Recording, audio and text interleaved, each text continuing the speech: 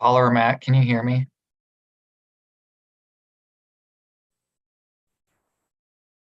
We can hear you.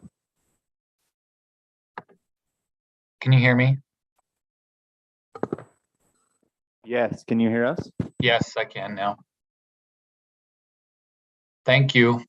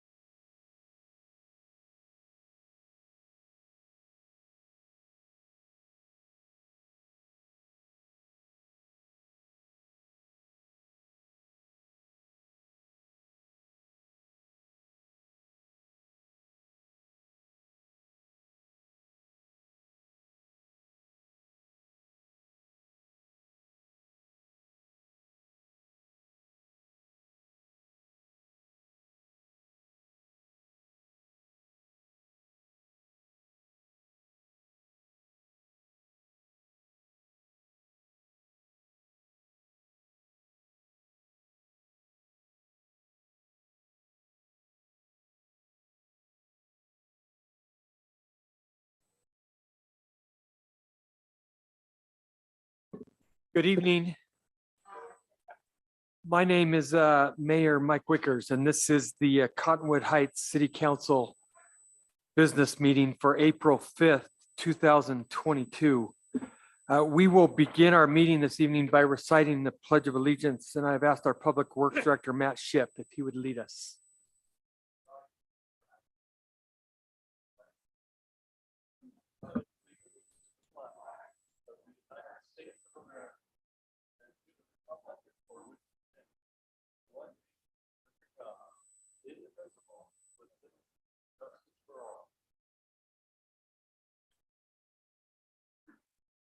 Point of order, the 19th, not the 5th, unless my hearing.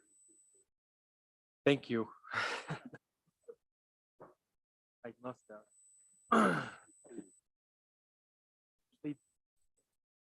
Thank you, Matt.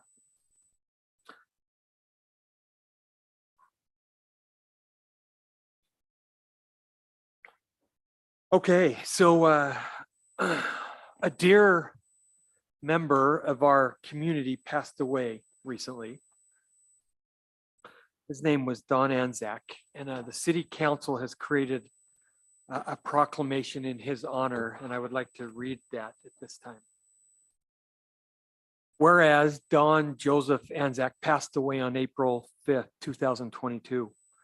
And whereas Don spent his life serving and making a tremendous impact on Cottonwood Heights, leaving a lasting legacy residents will continue to remember through the many public parks and recreation facilities that he helped to create, the city he helped to incorporate, and the people he served as a leader and public servant. And whereas Don was raised in what now is the city of Cottonwood Heights and worked tirelessly throughout his life to serve his community, spearheading the drive to form Salt Lake County Service Area Number 2, now called the Cottonwood Heights Parks and Recreation Service Area, serving with Paul Bywater and Donald Sawaye on the inaugural governing body of the service area, and helping to create several public parks in the city, including Anzac Park, which is named for him.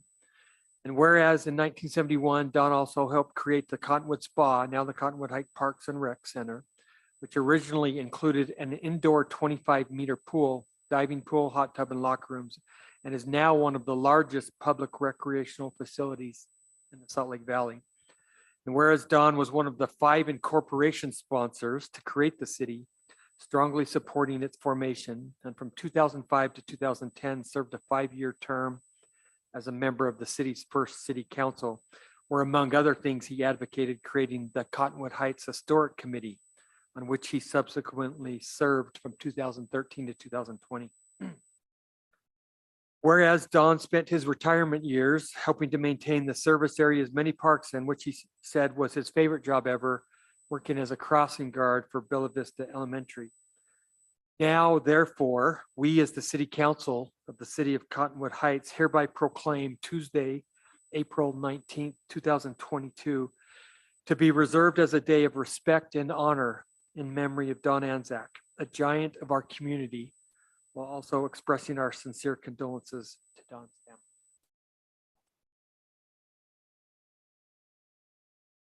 I would remember those first 5 years. Don always sat just this side of me.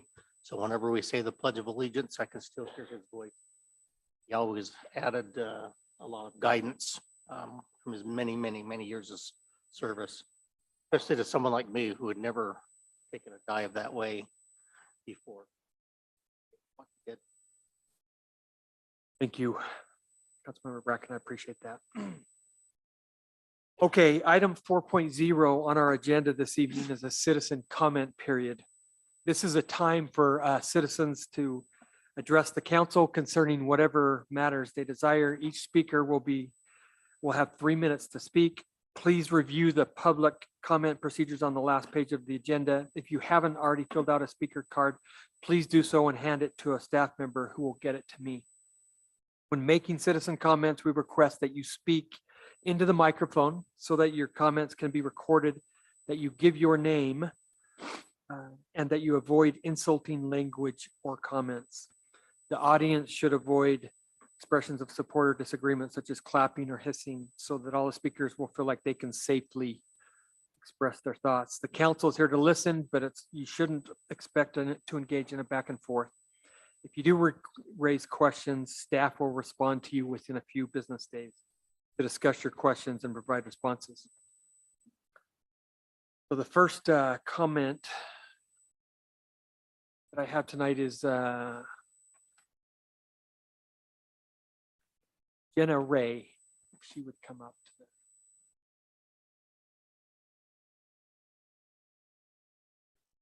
Hi.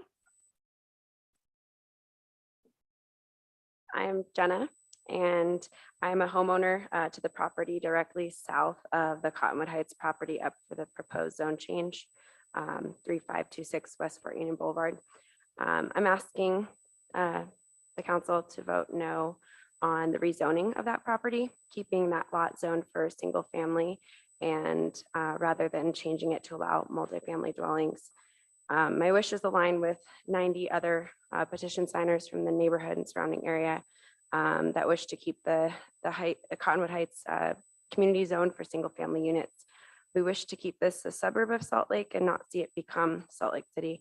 My family and I moved here from Denver. We lived in a surrounding suburb there where one property was rezoned for multi-unit dwellings, and from there buyers continued to rezone surrounding lots. So that's one of my concerns and fears is that if we say yes to rezoning this lot, is that it might just continue and the entire neighborhood will eventually become very high dense housing. And I don't want to see that for this awesome neighborhood that we really love living in. So thank you so much for your consideration and for hearing your community's concerns. And I hope that our voices are heard by you tonight. So thank you so much. Okay, our next speaker will be, it looks like Tony Lavas, if I pronounce.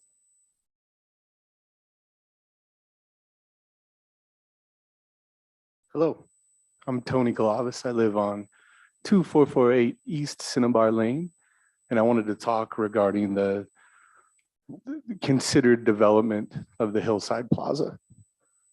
So we've created committees as a group and separated into smaller groups to cover specific issues. The group I was tasked to cover is the Fort Union Corridor Area Plan. And we wanted to look at that and specific to infrastructure or sufficient infrastructure and how it's prioritized in the plan.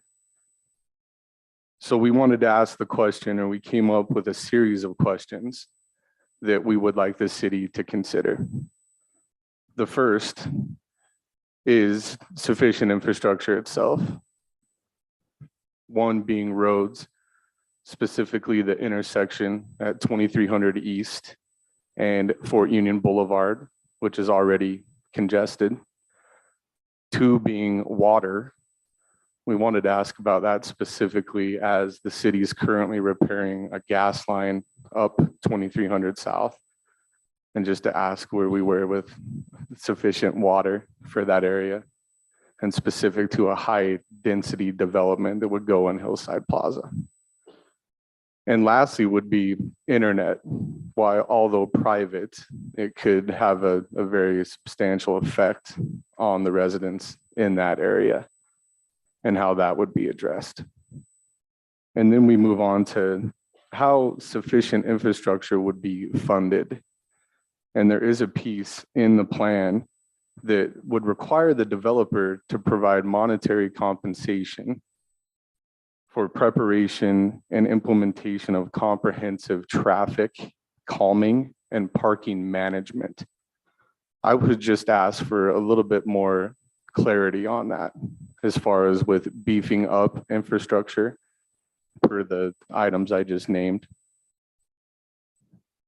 And then what challenges would present itself with infrastructure development, specifically land use, and what challenges would come from that.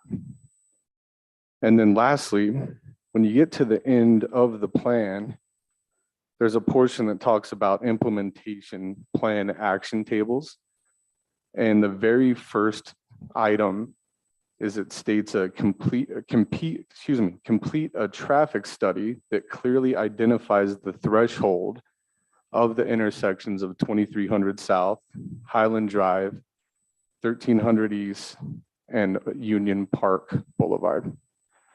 And I would just ask, was that study ever conducted? Because we couldn't find where it was. And the final question would be, what should come first?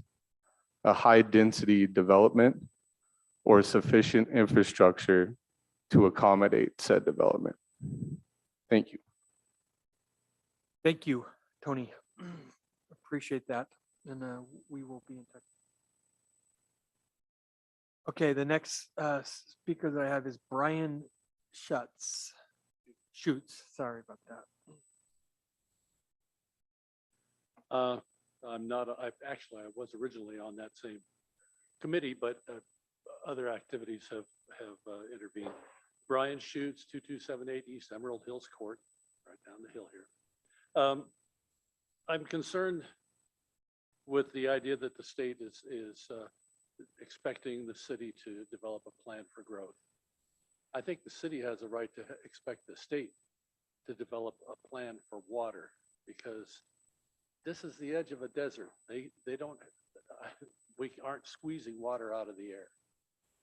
They need to be looking at coming up with new sources of water if they want us to be able to. I mean, you're already telling us don't water your lawns, drink water every other day or something. This is an area of the world that has historically experienced multi-decadal droughts, sometimes up to 100 years. But in regards directly to the Hillside Plaza, I'd like to see community needs considered rather than government expectations. For example, I used to shop at Dan's quite a bit. I don't so much anymore. You might have noticed that it's easy to get into Dan's, but try to get back. Traffic is a problem there. I have to imagine that I'm not the only one. Probably most anybody that lives to the east of Dan's, or even to the west, to the south, I should say, is facing the same conundrum. How do I get out safely, especially at certain times of the day? I would think that Dan's could be encouraged to move to Hillside Plaza and redevelop that as a new Dan's, plus the wings of small business on either side. And then the developer could go down to Dan's current location. And frankly, I don't think anybody would really care about a multi-story high density unit there. Nobody has a view to be considered. There would be some difficulty in access, but really a lot of the people that would be living in that would be getting on the freeway, coming back, and going into Dan's, or what is now Dan's. So it would be a far better use of current traffic pattern for that to be a location. And that way, as I say, we move the high intensity multi-level units closer to the freeway, down away from the houses with the view. And now we've been able to take care of the developers' desires. Dan's got a problem, and I got a problem, and I'd like to see that reoriented for Dan's and for this development. Thank you. Thank you, Brian. Appreciate your comments. Next up, we have Cynthia Blair.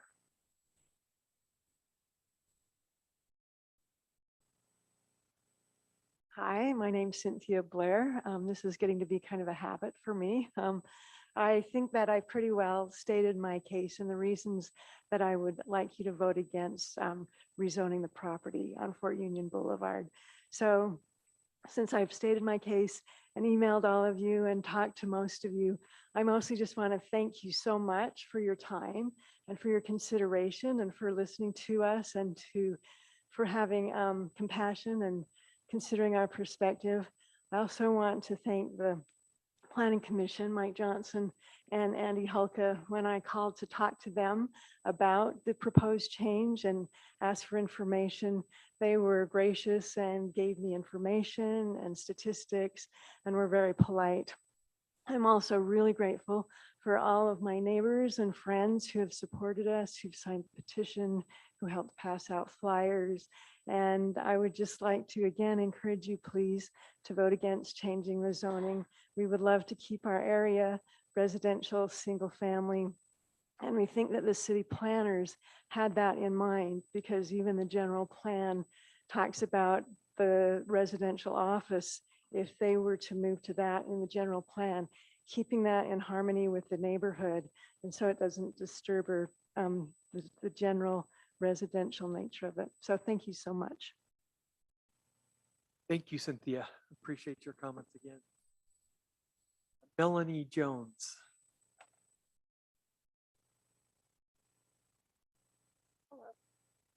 I'm Melanie Jones, and I wanted to talk about hoping that you would vote no for the rezoning for multi-resident family and to leave it single family. I am a neighbor that lives right across the street from Cynthia, and I can see Fort Union all the time. My concern is that there's high density housing going in both behind Porcupine Grill and Fort Union, eventually also where the quarry is located. That's going to create a lot of traffic and a lot of families going in. And our block and our neighborhood is really single family, and multi-residential family really wouldn't fit right within that block. And we have so much high density housing going on in our area already. Another big concern that I have is affordability of whatever's going to be built there. It's heartbreaking to hear families with children that are having a hard time trying to find affordable housing in our area just so their children can stay in our district. So I hope whatever is decided, that whatever's going to be built and all the high density housing that is being built in our area will be affordable for families. Thank you for listening. Thank you, Melanie. Kevin Pohl. Hello, my name is Kevin Pohl. I've lived in Cottonwood Heights for about 23 years. And one of the reasons why I moved to Cottonwood Heights was because it was largely residential. It was a nice little town. And it pains me to hear that we're considering rezoning what is for a family to be high density housing. You know, developers scour the valley, they look for property and they buy the property. And the first thing they do is come in front of city council or the zoning board to try to change it. It's always them saying, well, you know, we can do better. We could add all this high density housing and, you know, we're so great. We're going to leave a great impact. But that rarely happens. They're in it for the money. They come into our neighborhood. They don't live in our neighborhood. They build their housing and then they leave the problems. They leave the traffic, they leave the crime, they leave the pollution, they leave the issues with water. There ends up being more cars parked in the neighborhood. So this neighborhood is a residential neighborhood and has been since the beginning of Cottonwood Heights. So I would ask you to vote no to change it to multifamily housing. It sounds like we have enough multifamily housing going up all over Cottonwood Heights. I don't know if any of you have been to Sandy lately to see all the high density housing there. It's ruining their city. You can't even get around the city anymore. You want to go to Krispy Kreme or Southtown Mall, and it's like 20 minutes from Cottonwood Heights to get there because there's so many people, so many cars. So I ask you to vote no to keep that area a residential area. And there will be other spots in the town, such as the gravel pit and down at Reams, where there will be high density housing because the state is forcing us to do it. So thank you. Thank you, Kevin. Appreciate the comments. Ashley Gerlach.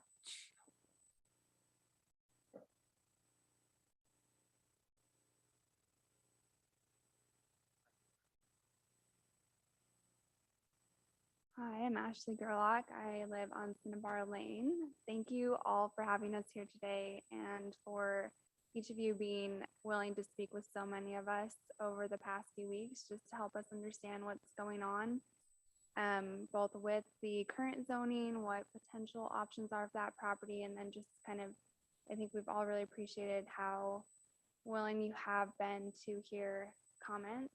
And then I think, one thing is,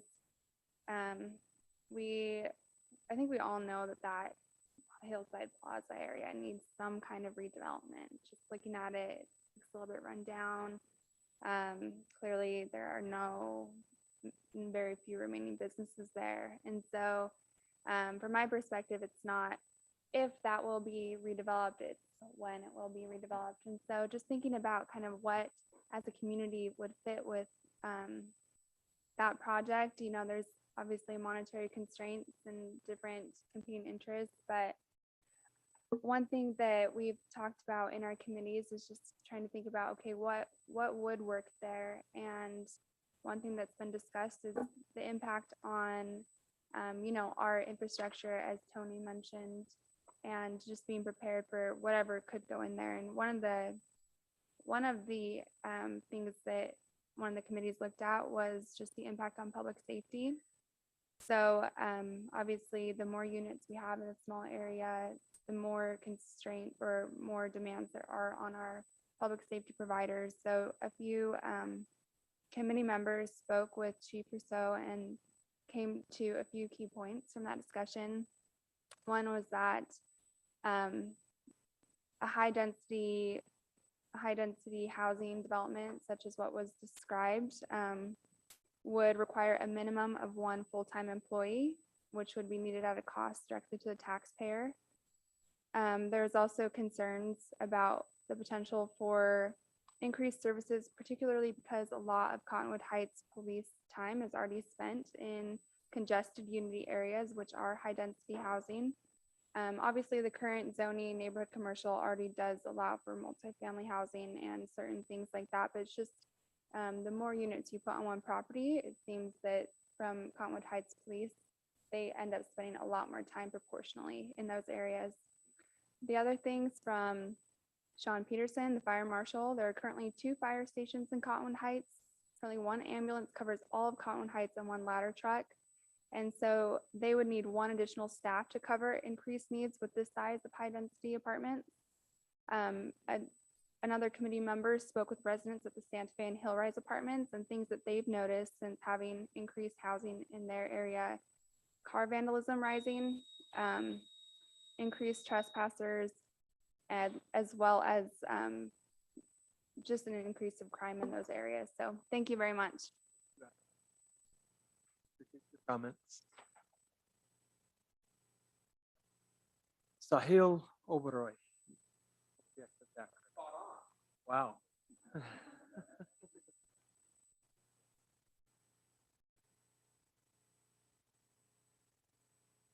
All right, I'm gonna go really fast because I want to get under 3 minutes. Thank you guys for allowing us to speak. I am reporting on behalf of the School Impact Committee. The information that I'm going to share was compiled with current principals from the Canyon School District from 34 years of personal experience as teachers, assistant principals, as well as school district performance directors and others. And from speaking with Dr. Floyd Stenenstroud, whose responsibility it is to work with the schools in the Canyon School District regarding enrollment growth impacts.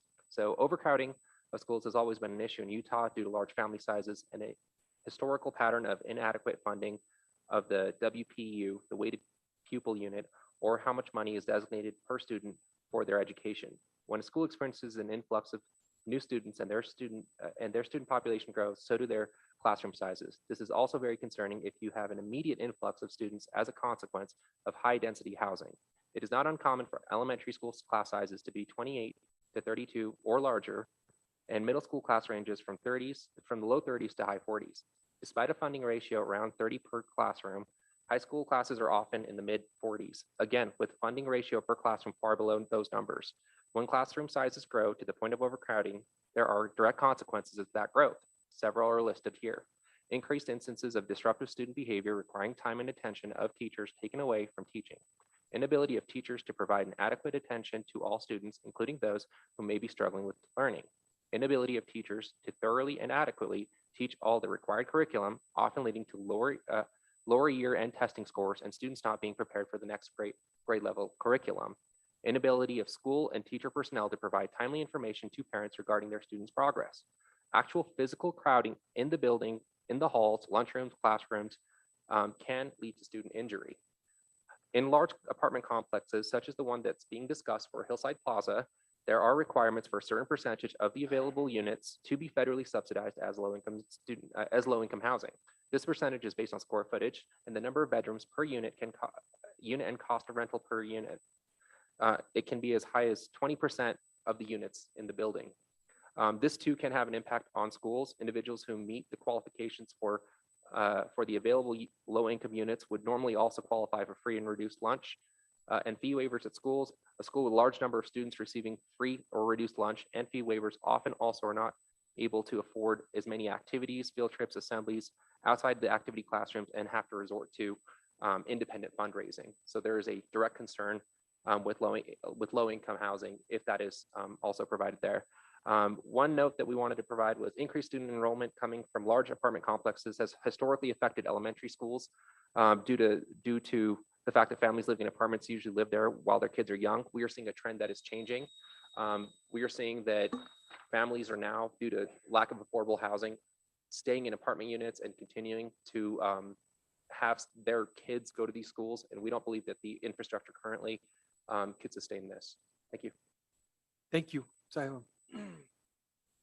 Pretty amazing that the research that you all are doing, and I can't tell you how appreciative we are that you're getting involved.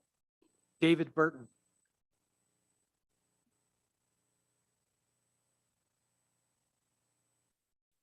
My first comment is to the statement that was made in one of the meetings that the investor or the property owner was being harmed because of they wouldn't be able to change the zoning.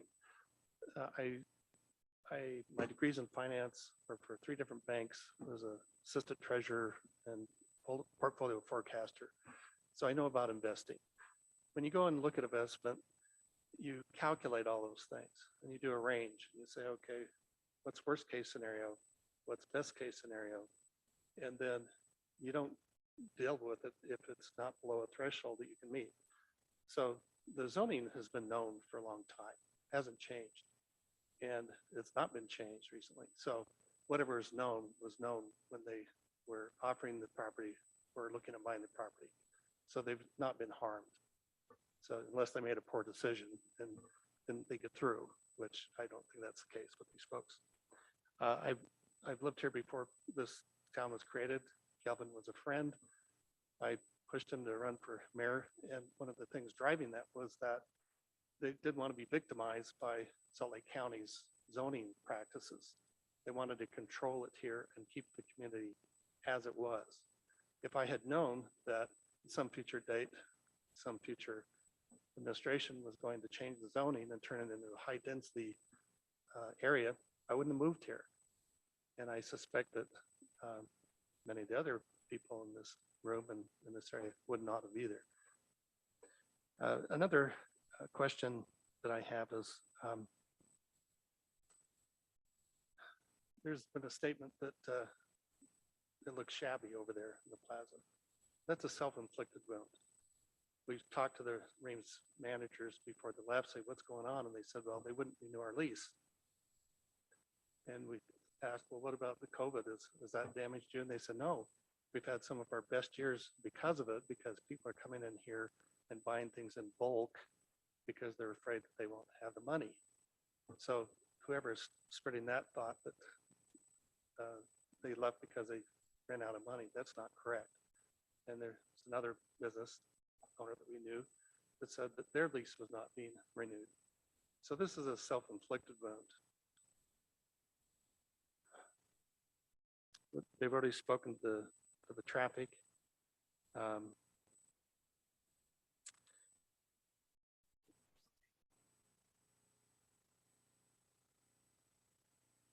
I don't believe that affordable housing will result because this is a desirable area.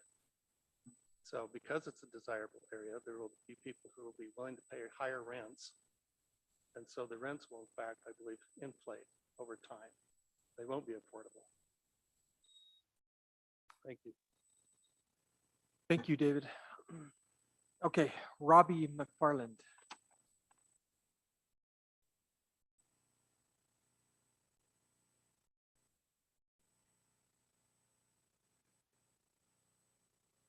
Okay, I didn't know I was going to talk, so I live on 7161 South Reindeer Drive, and we've lived there for 35 years, and we've loved living in Cottonwood Heights because of the small, just great family feeling there.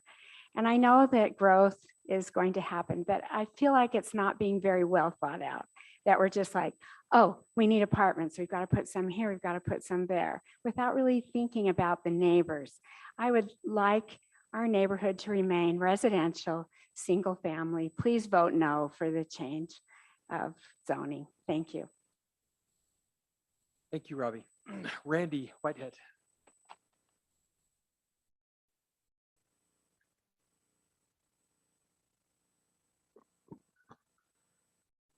I'm Randy Whitehead. I live at 2363 Cinnabar Lane.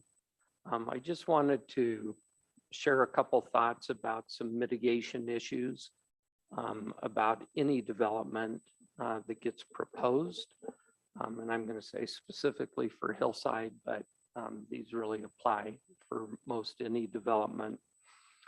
And to begin with, I ask, is there really a vision? Is there a plan for what the city would like to see at the Hillside Plaza property to begin with? There's lots of comments about it in the Fort Union plan and in the city plan, but they're so vague, they really don't identify what's going to be in there. And without identifying what the vision is for the property, the only real answer is it's going to follow the zoning, or it's going to ask to be zoned.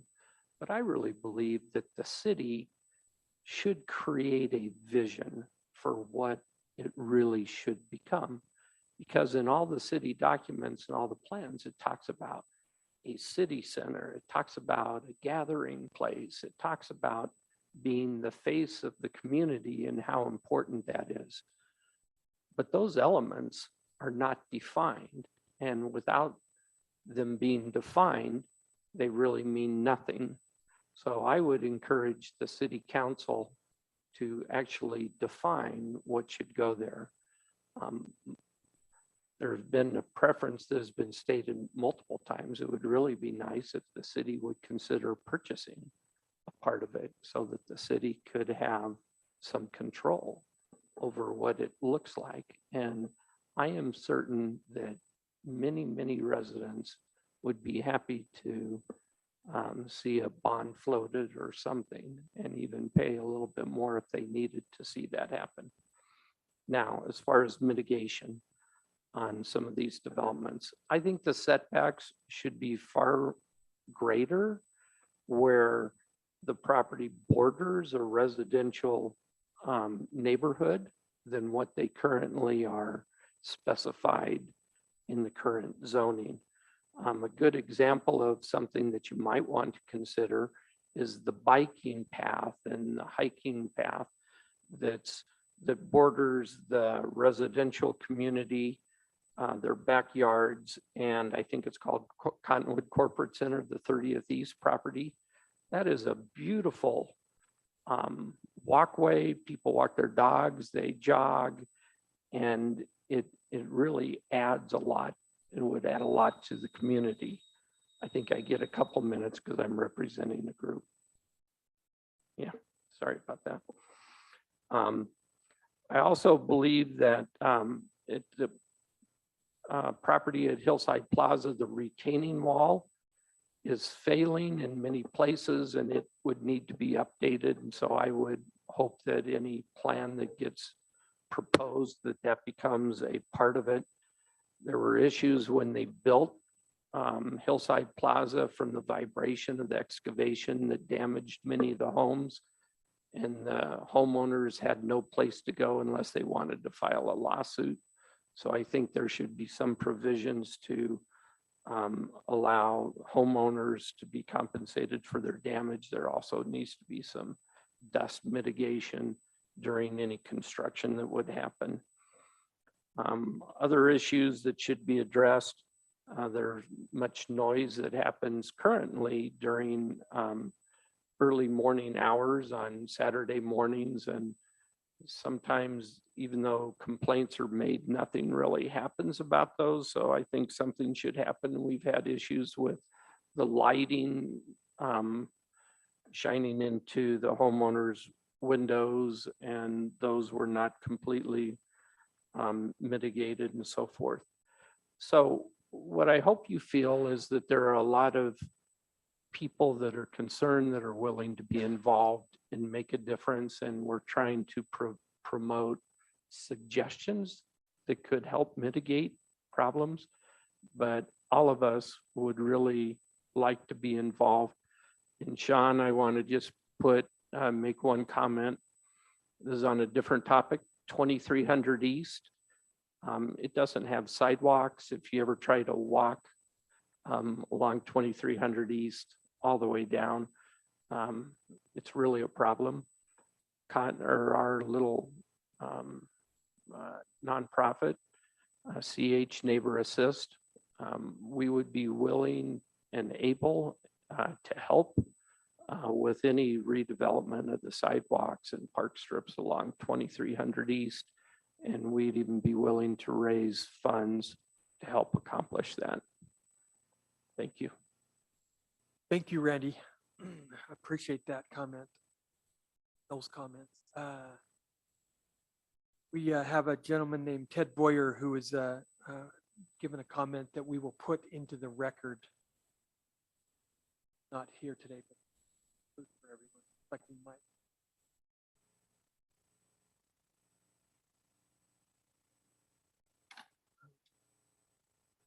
So let's have Mike Hansen coming up.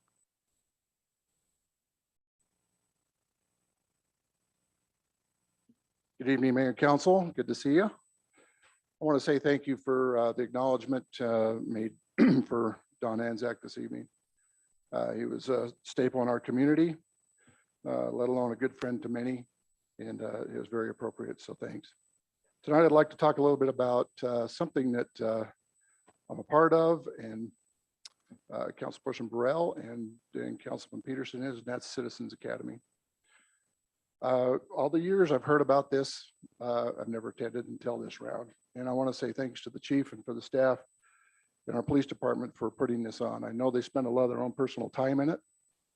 It's been a life-changing thing for me, and will continue to be.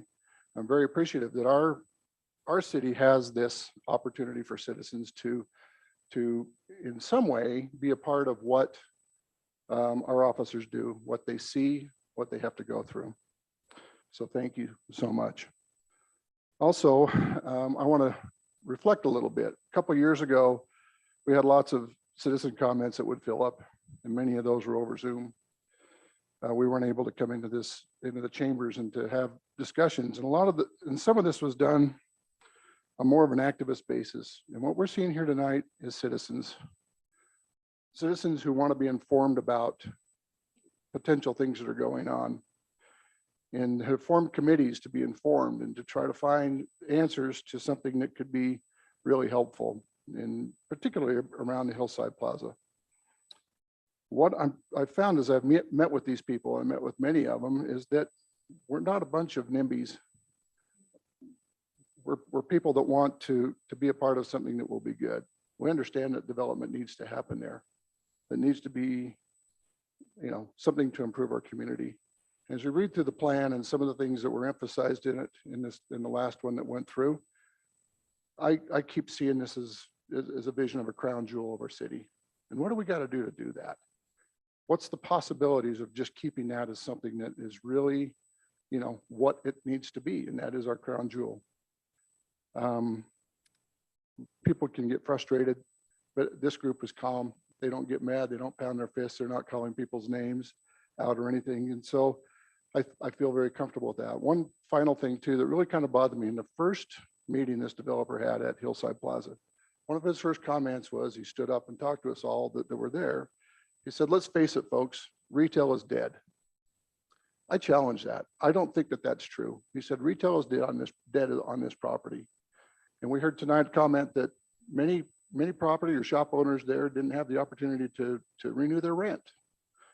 I think that that's a fallacy that they brought to try to help promote the idea that this needs to be a housing development in there. And I thank you for your time tonight. Thanks. Thank you, Mike. Appreciate your comments as well. And I will read Ted's comment. So he said, we have lived here since 1975. The area in question has always been single family. It was one of the reasons we moved here. Traffic is increasingly difficult and will be more so with the Hillside and gravel pit development. Thank you all for your comments. I don't see any hands up online. Mayor, Yes, Tim. there was one other comment that was submitted. It was from Brent and Luann Woodall, and they are in opposition to the rezoning at 3626 East Fort Union Boulevard. I just want to make sure that that was included as part of the record. And this is Tim Tingy, by the way, city manager. Thank you, Tim. I should have said that. Looks like we have one other person if you'd like to come up. Hello, my name is Dagmar James and I live on Jonathan Drive, which is just short distance to the property on Fort Union that is in question for the rezoning. And I already was a few weeks here. A few weeks ago, I asked if we could keep it single family homes. This community or this neighborhood, the Apple Valley, has been single family homes for, I think, 60 or 70 years. And I agree with some other people, if we start changing this zone or this one property to a different zone, it's going to have a ripple effect. And in a few years, we will have more high density. Also, the other property, I know we don't talk about it, but I just want to bring it in, by the hotel and by Porcupine, where they're supposed to, I've heard now numbers between 200 and 400 apartments supposed to go in. I still don't know the exact number. But if we try to visualize it, that's basic, how many? 140, okay. Then it's not, because I heard it all from different people. But even that is a lot of homes or people, and that's probably 3 blocks of our neighborhood. If you would add all those houses, would be then in that one tiny little area. I think it's a very small area. So yeah, my question is, I'm begging that you don't approve this rezoning, because I think it's going to happen more and more, and at the end, in a few years, we all going to have high density housing in this lovely Apple Valley community. Thank you very much. Thank you. Yes, coming up.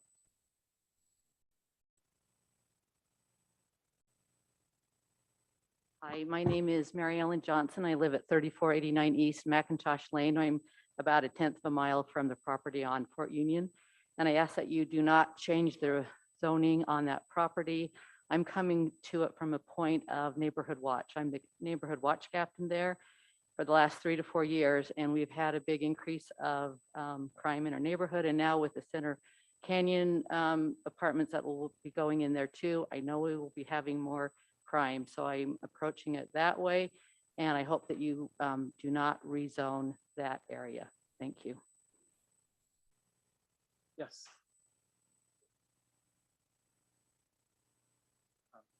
My name is Bob Shovers and I live in the same area, and I would ask that you don't rezone that also. I've been here since 1978 in that area, and the attraction was just being there in the canyon, the beauty of the canyon, and it's built up a lot. But I think it's losing something a little bit as it gets built up. You have that natural beauty of the canyon that draws everybody I think is if we start, well, going back, the rezoning, if we rezone it, I agree with others that there's a possibility other things can get rezoned and just kind of changes that whole thing there. There's a quietness to that neighborhood there that is so beautiful.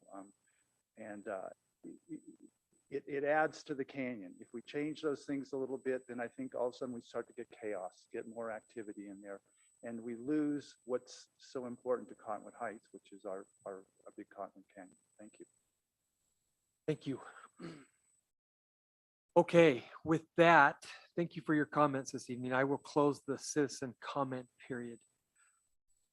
Our next item before we get to our action items to vote this evening will be 2 quarterly reports.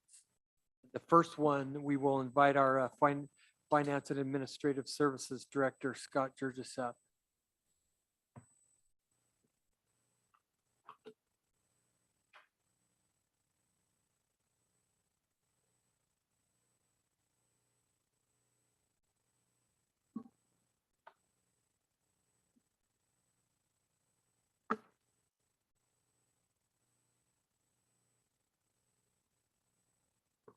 Can't believe everyone's leaving and doesn't want to listen to financial reports. I tell you, get no respect. I'm like the Rodney Dangerfield of the city here. They might have watched our work session and realized what was coming. I know, very, very possible there, right? So anyhow, I have that effect on people a lot of times when I'm presenting.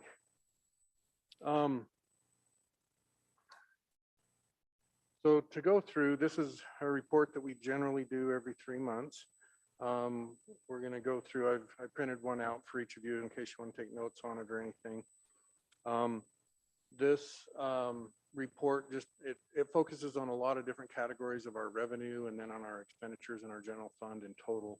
But if you have any questions or anything as we go through it, please let me know. Excuse me. So this year, our budgeted revenues for our general fund is $7.2 million. And we know that this is too low, that we're going to exceed that. As a matter of fact, if you look at last year's actual collections, it was just about $7.9 million. And year to date, if you look where we are in year to date, collections are through the month of January, the reported sales tax collections through January. We're sitting almost $600,000 ahead of the prior year. So if you look at this blue colored box, whatever color it is, to this one, we're ahead. So if you were to just take that 600,000 that we're ahead to date and add it to 7.9 million, we'd probably be in the 8.5 million range by the end of the year.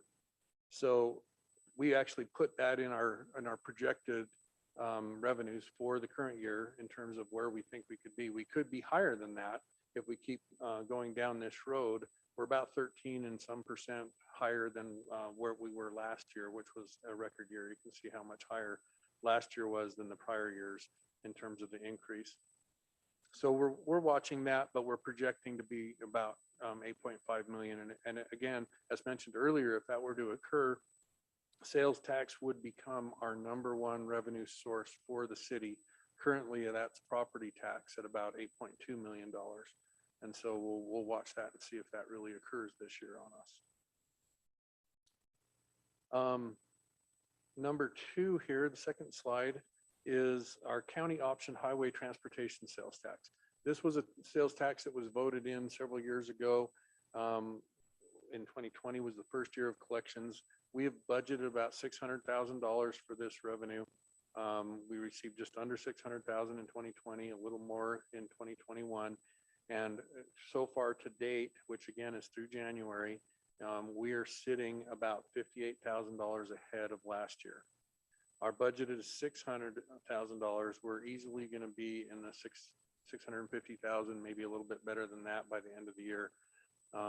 So we're revising and recommending it also for our budget next year that we increase this revenue projection to about $650,000. Third slide is our municipal energy tax. This is taxes that are implemented on either power or natural gas in the city. As those sales go through, you know, if it's $100 and the tax is 3%, it would generate $3 worth of tax for the city on that. There was a slight rate increase during this year, which increased that. We were very stagnant, I'll say, in terms of our collection level. Year over year, we don't see a lot. We actually saw some slight declines in that because of more people getting more efficient, both with their power and their gas usage over time. But with the rate increase, that did generate a little bit more sales. Last year, we were about 2,125,000. We're tracking about 80,000 ahead for the same period. So we'll probably be in the 2,200,000, maybe 2,250,000 area by the end of the year. And that's another area where we've recommended changing the budget as we go into next year.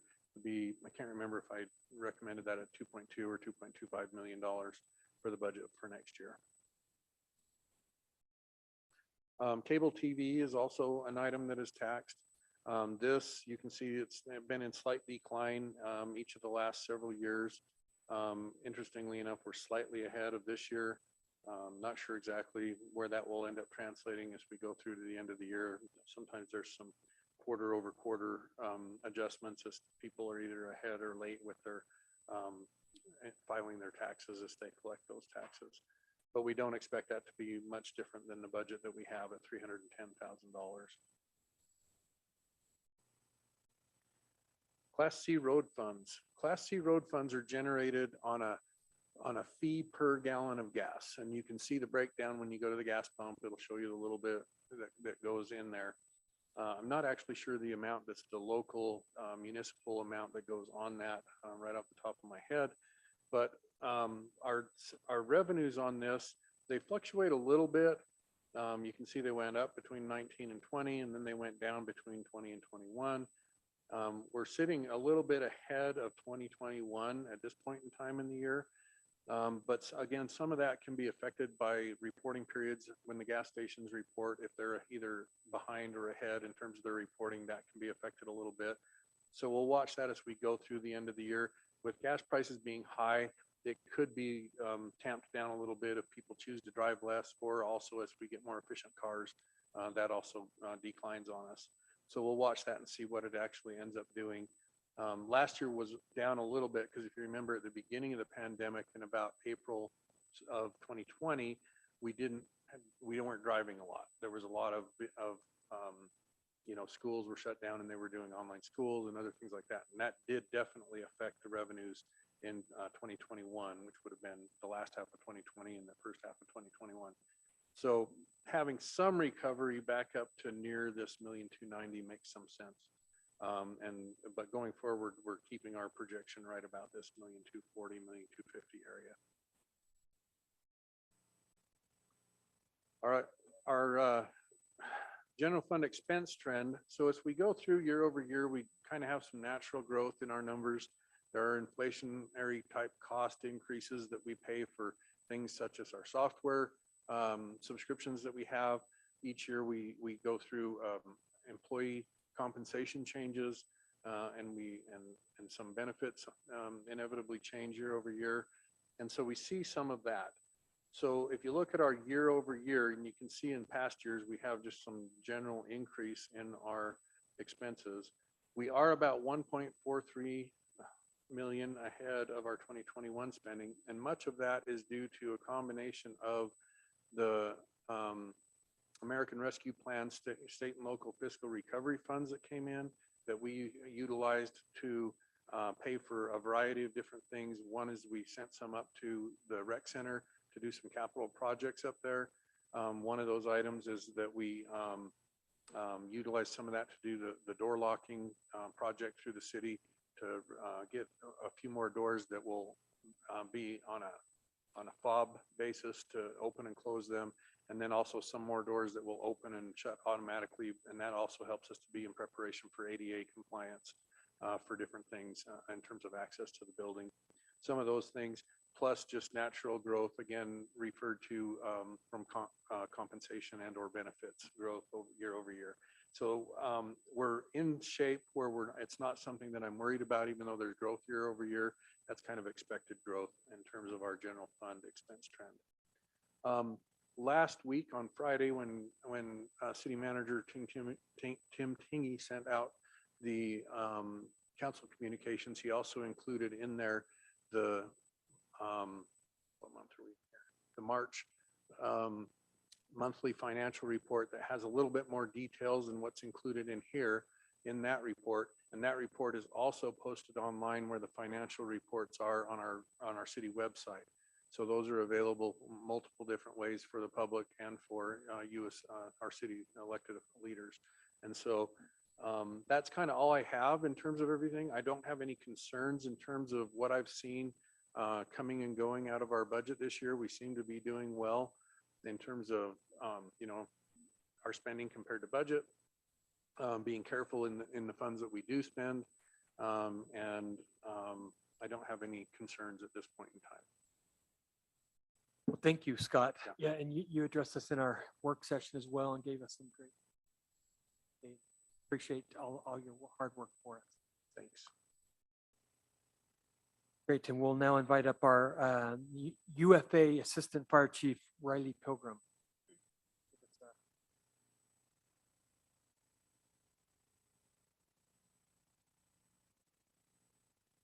All right, let me just pull that.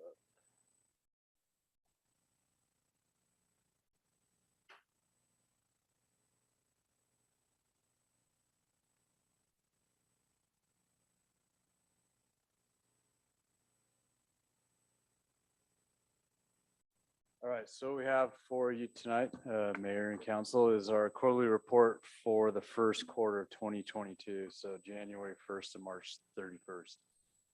Some basic statistics, some things that we encountered, and then just some updates within the organization that we've experienced over the last 3 months.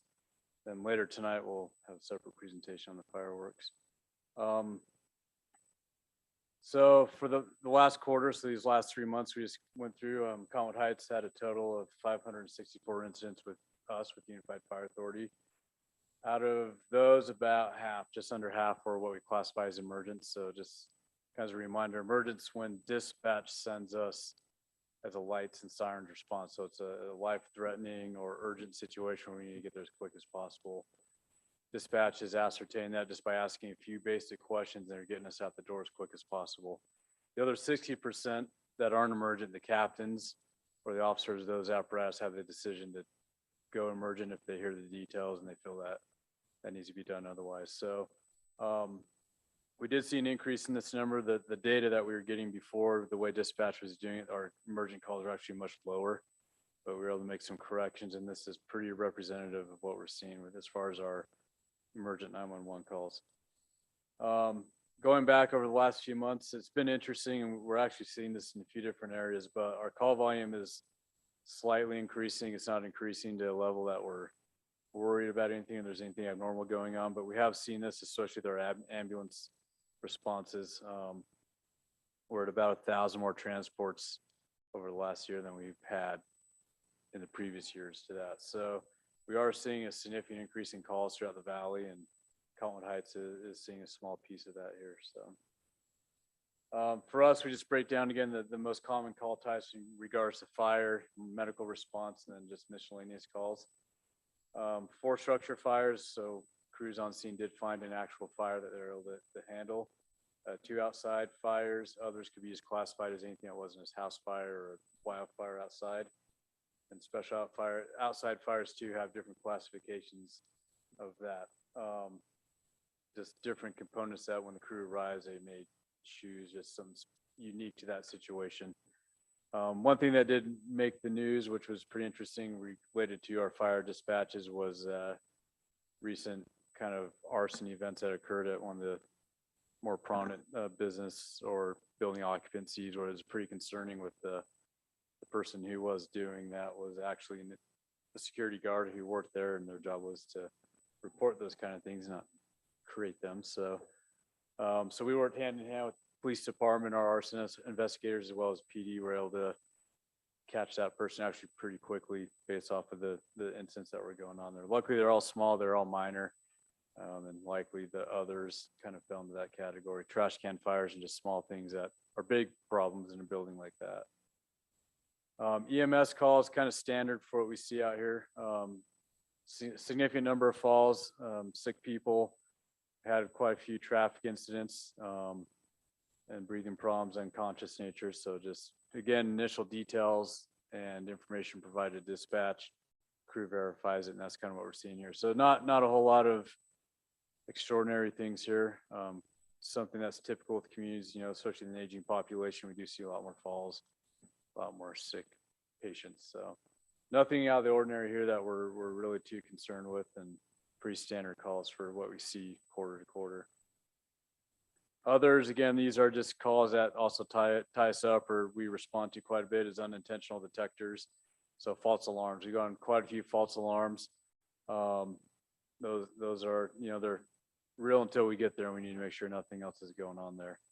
A lot of public service calls that we either report here, we just do normally on day-to-day stuff, which is unlocking car doors or helping somebody with a problem at their house. That doesn't really fall into an emergent issue, but it's something that they couldn't take care of on their own. Then weather, natural disasters, probably a snow-related issue. We had with the late snows, we had a lot of power line calls, a lot of issues with the heavy snow falling on tree branches and power lines, which lead to a lot of different challenges that we also respond to. Just spills and leaks. So again, pretty common things that we expect in a city this size. For us, again, this is a pretty important statistic that we look at, because this does also impact some of the budgetary components that, the service we provide to Cottonwood Heights. And right now, we're in a good space with our engines. So the engine out at 116, so 300 engine there, then the ladder that's out at station 110. We're still covering about 90% of the calls just with those units in Cottonwood Heights, which is a pretty big deal. Then Midvale will send an engine in, so 126, which is just Fort Union and about 7th East.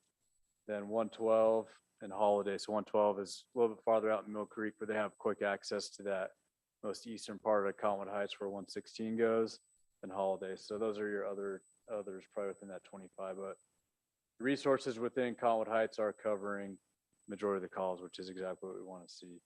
And then the ambulances, as was shared, our ambulances are set up as a regional service, so not every city has an ambulance. And so the cities aren't charged the ambulance. That's a regional cost that's spread amongst all members that are part of the UFA. We've found a pretty good number of ambulances. Right now we have 10 24-hour ambulances, and then we typically staff 2 peak loads for our busiest times of day. And those cover the majority of our calls without having to rely on outside agencies to do that. Part of the reason behind that is there used to be a philosophy of having paramedics on every street corner, but then your paramedics don't go on very many calls, which leads to not very qualified or skilled paramedics. And so having the right amount of ambulances and the right amount of paramedics responding on those calls actually improves the service delivery, their skill set, and what we do for our community. So something we look at very closely. We watch this, we make decisions on this quarterly when we look at these numbers, and even more frequently as we need to. But we found that it works pretty well. And you do have an ambulance here in Cottonwood Heights at station 110. They're pretty busy. And then the next closest would either be at the one at Midvale, so 7th East, and Fort Union or Holiday, which is just off of 45th South and Murray Holiday over there. So good numbers here when we look at this.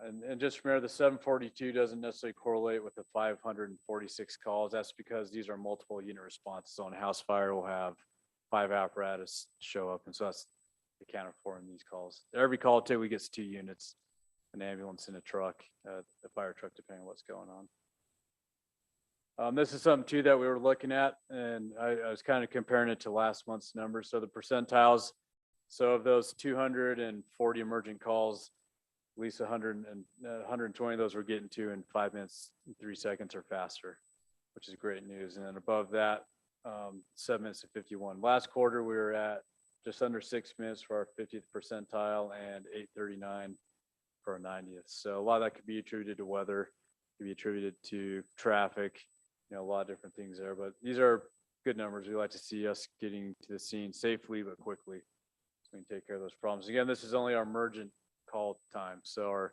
non-emergent times will be a little bit longer than that. So. Okay, and then just some density maps that just show where the most frequent calls are happening, or where we're getting the highest volume of calls. And again, it's typically just related to higher population areas, right? Higher density population, care facilities, commercial areas, where there's just more people, there's more utilization of the service, as has been shared by some of the people before.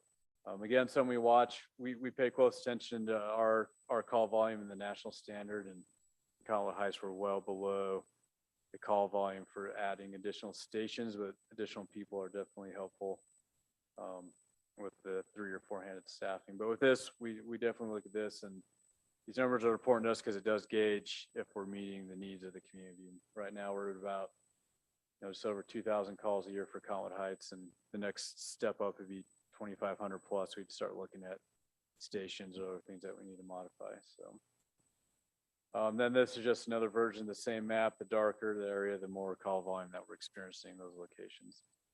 Pretty standard. If you go back to all the quarters, this is pretty typical. So couple updates for the organization. We had some pretty big things happen over the last 3 months. Chief Peterson, who came to us from Oregon, recently retired. We thought we'd only have him here for 3 years. He stuck around for 5, and he definitely led a lot of instrumental change that needed to happen with the organization, as many of you know. Great mentor, amazing working for him. It's really neat to go to other places in the country, take classes when they find out he's our chief or he comes and presents. It's pretty cool to see kind of the credibility and just the reputation he's established in fire service throughout the country. And it's awesome to know that he's mentored us to replace him. We also, with his retirement, promoted a new fire chief. So Chief Dominic Burchett, he's been with the UFA for about 22 years. Has an extensive background in wildland fire as well as other operational areas. Great person. He's an awesome replacement for Chief Peterson. We're super excited to see what he brings. His vision, what you see here, is going to take our organization again to a new elevation, right where Chief Peterson left. I think Chief Burchett's going to pick it up and take us to the next step. And so priorities are obviously health and well-being of our employees, as we've talked about and was shared earlier with PD. Fire and PD experience some pretty unique and challenging things, and the wellness of our people has got to be a priority. They're here for 20 plus years, and every single call they go on has an impact on them one way or another. And it's a lot of weight to carry over a 20-year career. So finding ways to take care of our people helps us take care of our communities a lot better. Which is his next priority, is making sure that we're fully engaged in our communities. As a large organization, it's common to lose track of the things that matter most, which is our community needs and their interests. Every single community that we serve has unique needs, interests, and wants from us, and we want to make sure we're meeting those. And he's definitely got a vision and empowered us to do that. And then just continuing to work on things. One thing that Chief Peterson was good at was wearing all of us out. He had a crazy work ethic, super busy, hard to keep up with him.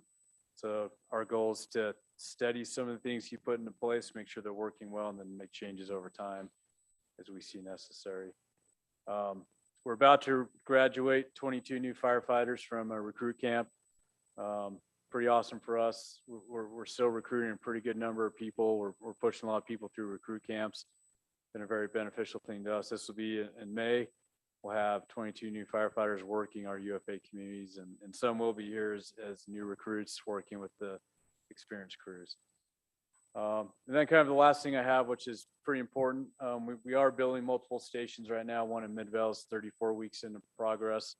It's expected to be done early fall, probably around September. The ones that are most important right now, obviously, though, are Station 116, which we just completed all the seismic retrofits.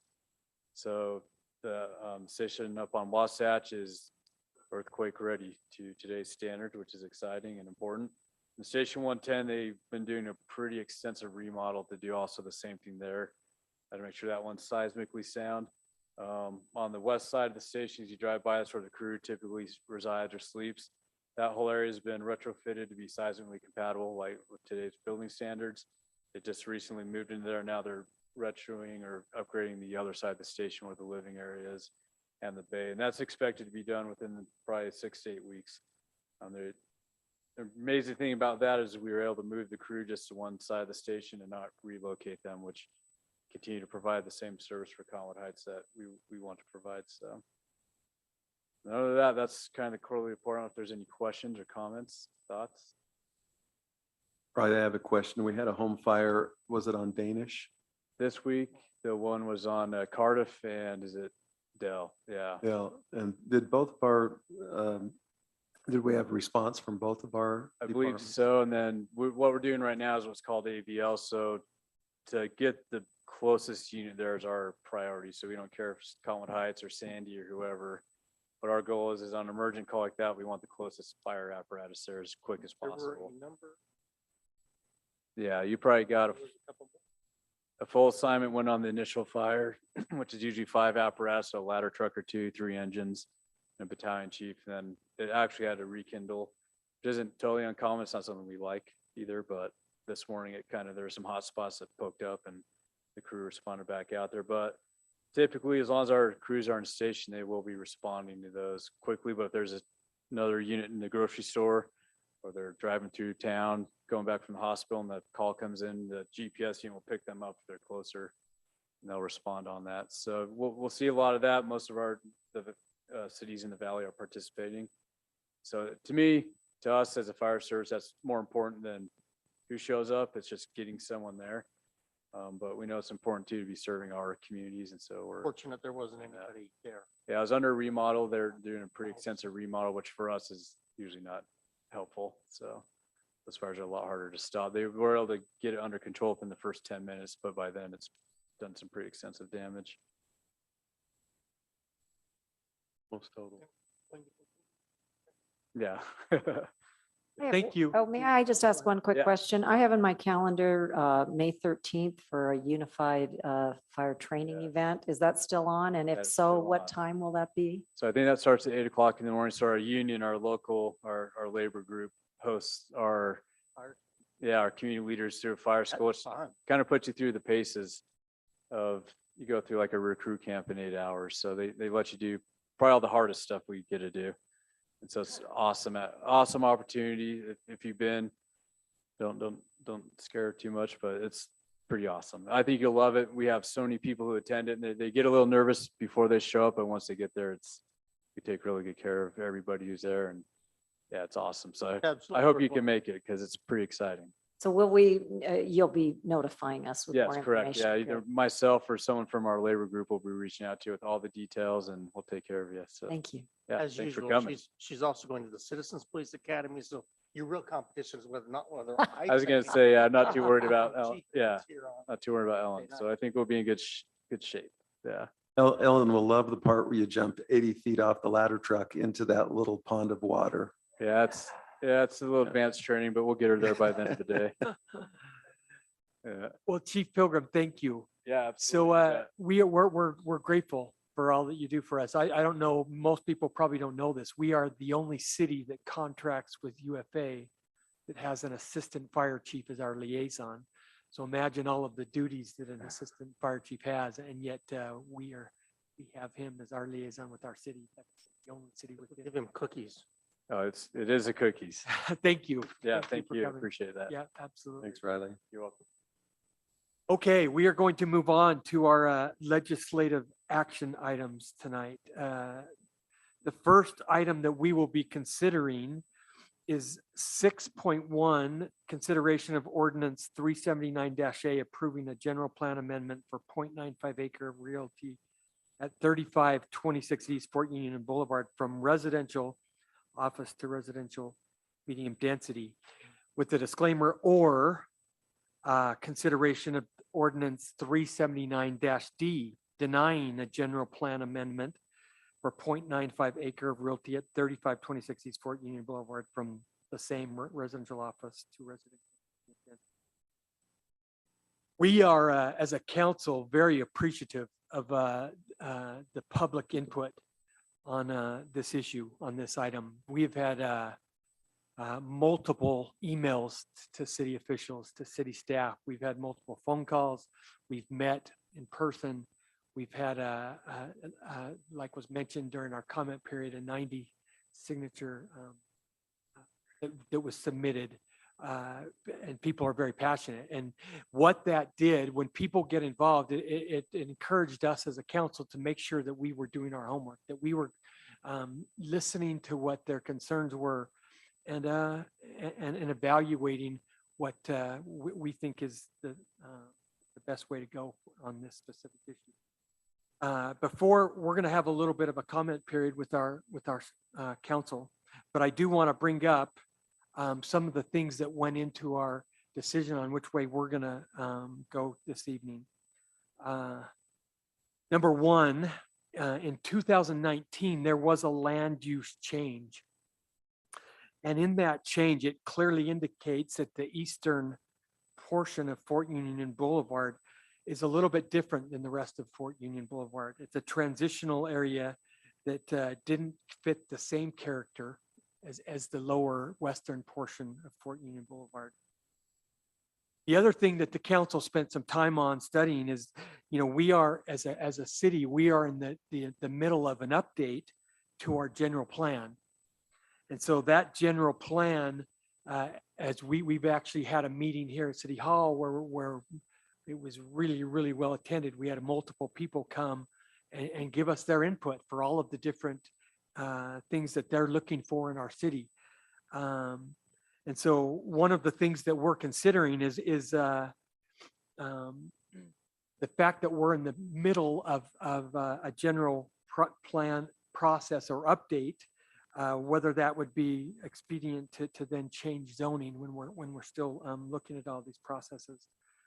Another thing that we considered was the dramatic growth and development that's happened in our city within just the last few years. And it's made us as a city warrant and caution to make land use changes. And then the last item, I mentioned that we had all of us, a lot of residents come to us last week or a couple of weeks ago. We were able to have the applicant come, and I thought he gave a great presentation on what he was looking to do. And one of the things that did concern us from that presentation was something that somebody mentioned in comments tonight was the affordable housing piece. We were very concerned about affordable housing, and these were not going to be units that helped in that arena for affordable housing. So having said that, I want to open this up to our council for any questions and comments before we decide which route to take. Well, Mayor, on behalf of District 4, I too met with, received emails from many of my constituents. This is a very heartfelt consideration. Land use is at the top of many people's mind, and the associated things that go with land use that include traffic and other things that have direct bearing on not only quality of life, but safety, aesthetics, many of the things that we value, those of us who have chosen to live in Cottonwood Heights. One of the key things that I came to be a large part of my decision-making on this is the difference between the residential office and the residential medium density, and that is the setbacks. When you have almost the entirety of this property surrounded by single family, so R18 houses, again, the setbacks, particularly on the sides of the houses and in the backyards, is very important. And so the fact that, again, the residential office will afford greater setbacks than switching to residential medium density, that was a big piece for me. I appreciate the comments of my mayor and fellow council person, and I mirror a number of those points. We went through some extensive investigation and learning going through this process to make our determinations as to which outcome would be best for the city at this time. And it was a careful process that I included the input from our residents, from those that are in planning, from those that are in the legal realm, so that we understood what rights we had for this property, and then just in general in the consideration of our community. So it was for me, it was really humbling to see the passion behind this drive to and concern about this issue. And we look forward to moving forward. And hopefully it'll be, any decisions made will be conducive to what we want as a community. And I appreciate each and every one of you for being here, sharing your thoughts and passion about our community. And that includes our administration here as well.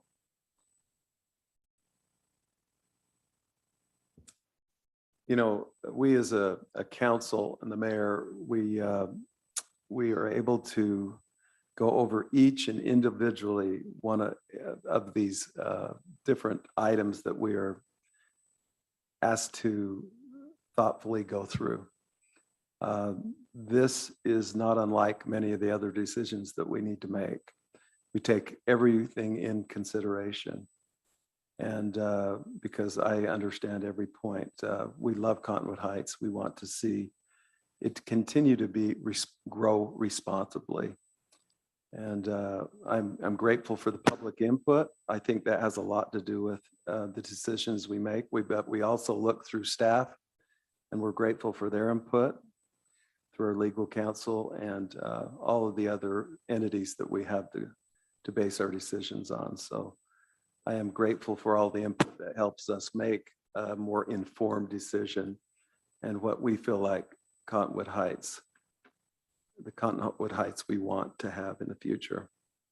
So I'll turn the time over to Scott lastly, if you'd like to. I will make a few comments, and I ask for your patience and listen to them all. I may have a slightly different perspective here because I was very much involved in the 2019 general plan amendment, but that was called for by residents from my district saying that this really needs to be looked at, because prior to that time, the first time we did a general plan on that part of Fort Union Boulevard, it was significantly more intense. And with the 2019 process, we dampened that quite a bit, and we did a various selection of medium density residential office. Typically, you know, the request is for moving from a residential office to medium density, which I would normally consider a less intense use, and that's usually met with appreciation and excitement. Yeah, let's go ahead and go something a little bit lighter. In going through some of the details,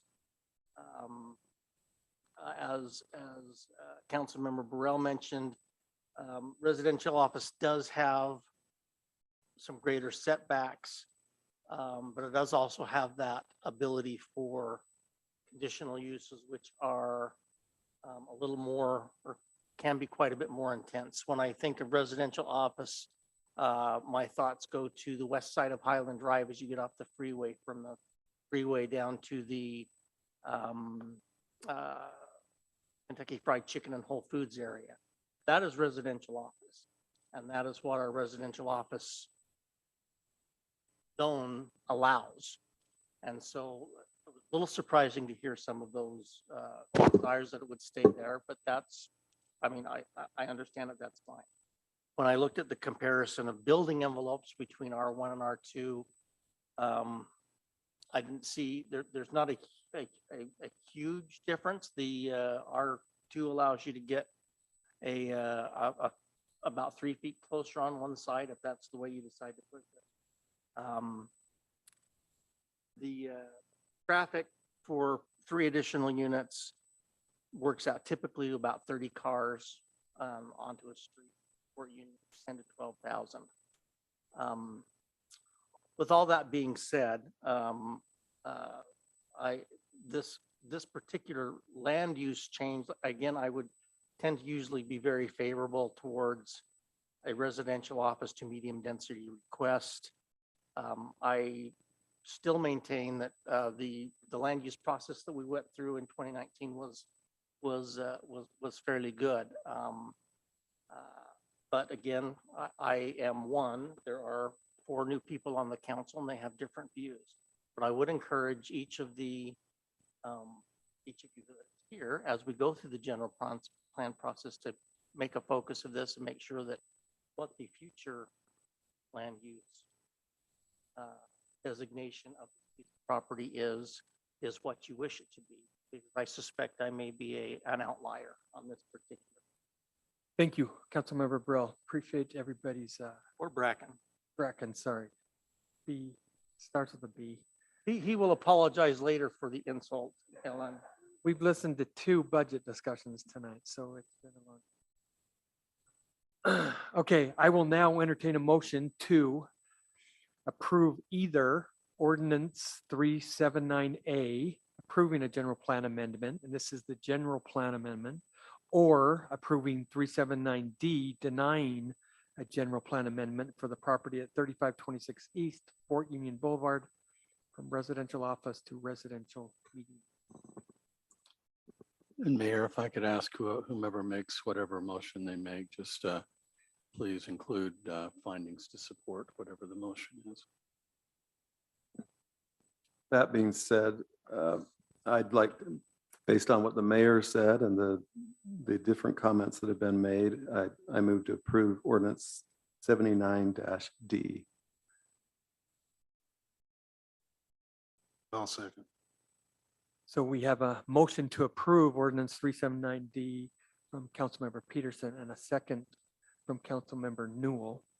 If I may, point of order, I think it's, I could be wrong. I thought we were going to take a vote on whether the members are in favor of either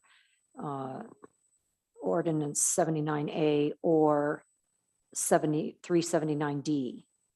Is that not what we're voting? That's what we. I thought I heard Councilman Peterson say to 379. approve 379D, but I don't think that's what we're voting. Approving 379D is the denial. That is the denial. It's Okay, a little bit difficult syntax. but okay, Yeah. I beg your pardon. Okay, thank you. So without any other questions or comments, I will now call for a vote. Mayor, Yes. this is Tim. Can you hear me? Yes. So just for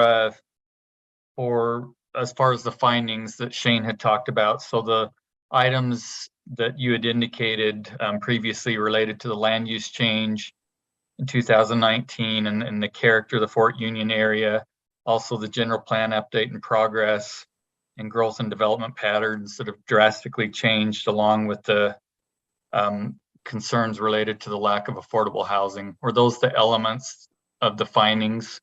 Were there additional ones? I just want to make sure it's clear for the record. Yes. That's pretty clear. Exactly. So do we need to restate that? Do you want a council member to restate that? Tim, is that what you're suggesting? No, I don't think we need to restate it. I just want to make sure it was clear that it was for those items that you had mentioned at the first, Mayor. Okay, yes. Yep, thank you for that clarification, Tim, and I think that's good at this point. So I will now call for the vote. Councilmember Peterson, Yes. Councilmember Bracken, No. Councilmember Newell, Yes. Councilmember Burrell, Yes. and I will vote yes. So with a 4-1 vote, 79-D has been approved, which is denying the general plan amendment. That will move us automatically to consideration of ordinance 380-A, which is the approval of the rezone, or 380D, which is the denying of the rezone of the 0.95 acre of real property at 3526 East Fort Union. And Mayor, if I could jump in on that, although there are those 2 alternatives under ordinance 380 A or D, legally, the only one that would be appropriate to enact would be 380D, because otherwise the zoning classification would not be supported by the general plan classification. So to me, legally, 380A is off the table. It's off the table. Great. Thank you, Shane. And to that end, I would, as the land use has not changed, There have been other reasons stating, I think, desire to maintain this particular property as it is with a single family or zoning. 80. Hope that's enough. And I'll second that.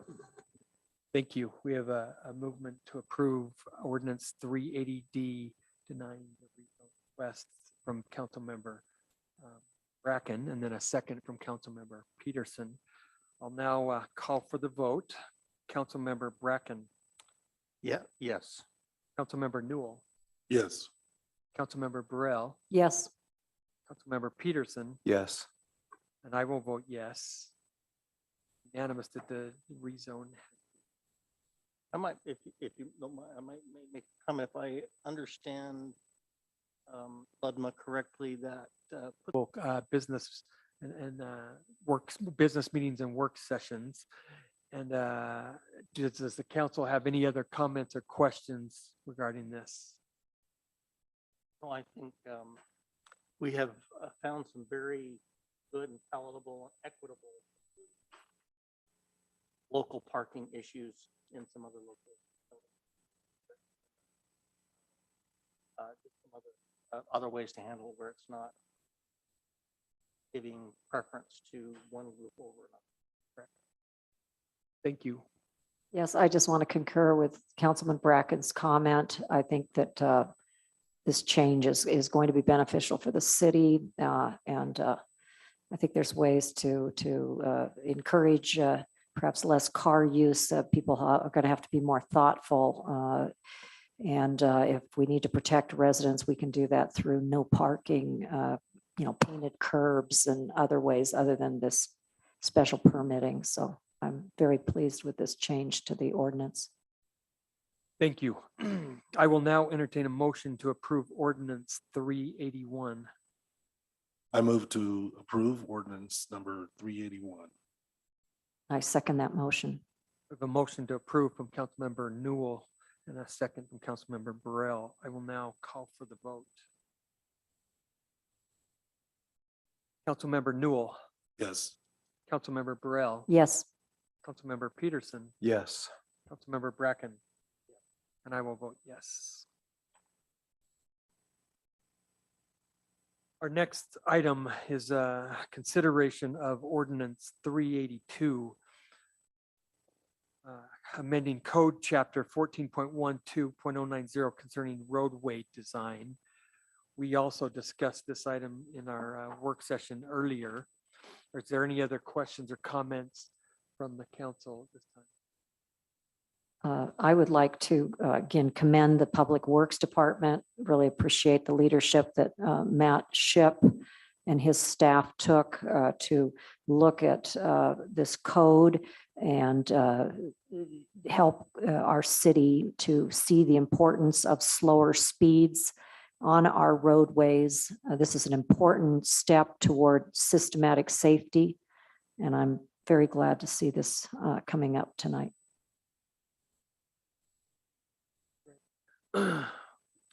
With no other comments, I will now entertain a motion to approve ordinance 382.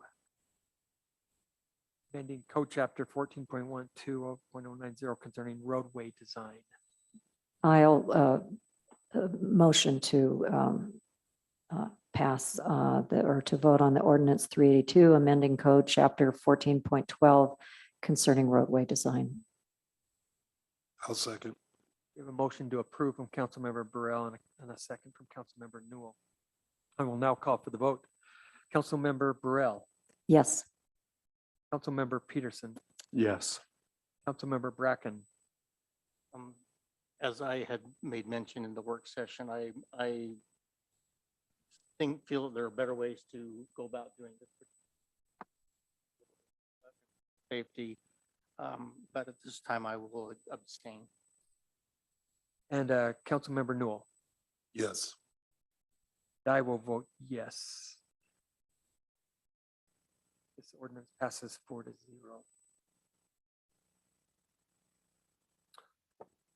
Okay, our next item is consideration of resolution 2022-20 consenting to appointments to the Architectural Review Commission. We discussed the reappointments and the new applicant in our work session. Are there any other questions or comments from the council? Hearing none, I will now entertain a motion to approve resolution 2022-20. Mayor, I move that we approve 2022-20. Second. We have a motion to approve from Councilmember Peterson and a second from Councilmember Bracken. I will now call for the vote. Our Architecture Review Commission does a great job. Absolutely. Councilmember Bracken, Yes. Councilmember Newell, Yes. Councilmember Burrell, Yes. Councilmember Peterson, Yes. and I will vote yes.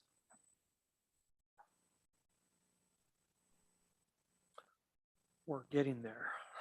Okay, consideration, the next item is consideration of resolution 2022-21, designating areas close to the discharge of fireworks due to hazardous environmental conditions. This is something that the state requires cities to come up with, and so we've invited back Chief Pilgrim to come and presentation. Yeah, so I don't know if it's lucky you or lucky me, but I gotta go twice. So here's the proposed map for 2022. We had the same map proposed last year in 2021 up until the state forester and the fire marshal kind of declared or recognized the hazardous conditions we were starting to face with the drought that occurred last summer. Likely this summer will be a very similar thing. I think if we don't see a significant amount of moisture over the next few months, we're going to be in a very similar position. But what we're proposing tonight and what we've discussed and looked at is going back to the restrictions that were recommended in 2021 before that happened. We've done a pretty good job working with GIS and just taking citizen input of some areas that they had concerns with that weren't restricted in 2020. And we've really highlighted those areas. We've isolated the pockets that have caused some concern. There's so few areas. I think we can extend the map just a little bit to provide a clear line of demarcation so people understand the restrictions better. And it provides a 200-foot buffer, which will understand the restrictions better. And it provides a 200-foot buffer, which is in state statute from some of these open areas or areas that are adjacent to a hazardous area that, has a heavy amount of fuel, topography, or another risk that is going to create problems for us. So this is a map that we have proposed. I just want to present to the council for any feedback or thoughts on this. And like I say, we're definitely open to other areas. The challenge with this, just so it's out there, is enforcement does get a little bit trickier. Obviously last year when everything was banned up to 13th East, that provided a clear line throughout the entire county from basically Salt Lake City to Draper that allowed PD and fire resources to focus on other things. And our call volume was significantly less last year with those kind of restrictions in place. We had a lot of complaints, but we didn't have a lot of problems. So that was kind of a change with the restrictions. So people definitely obeyed and paid attention to those.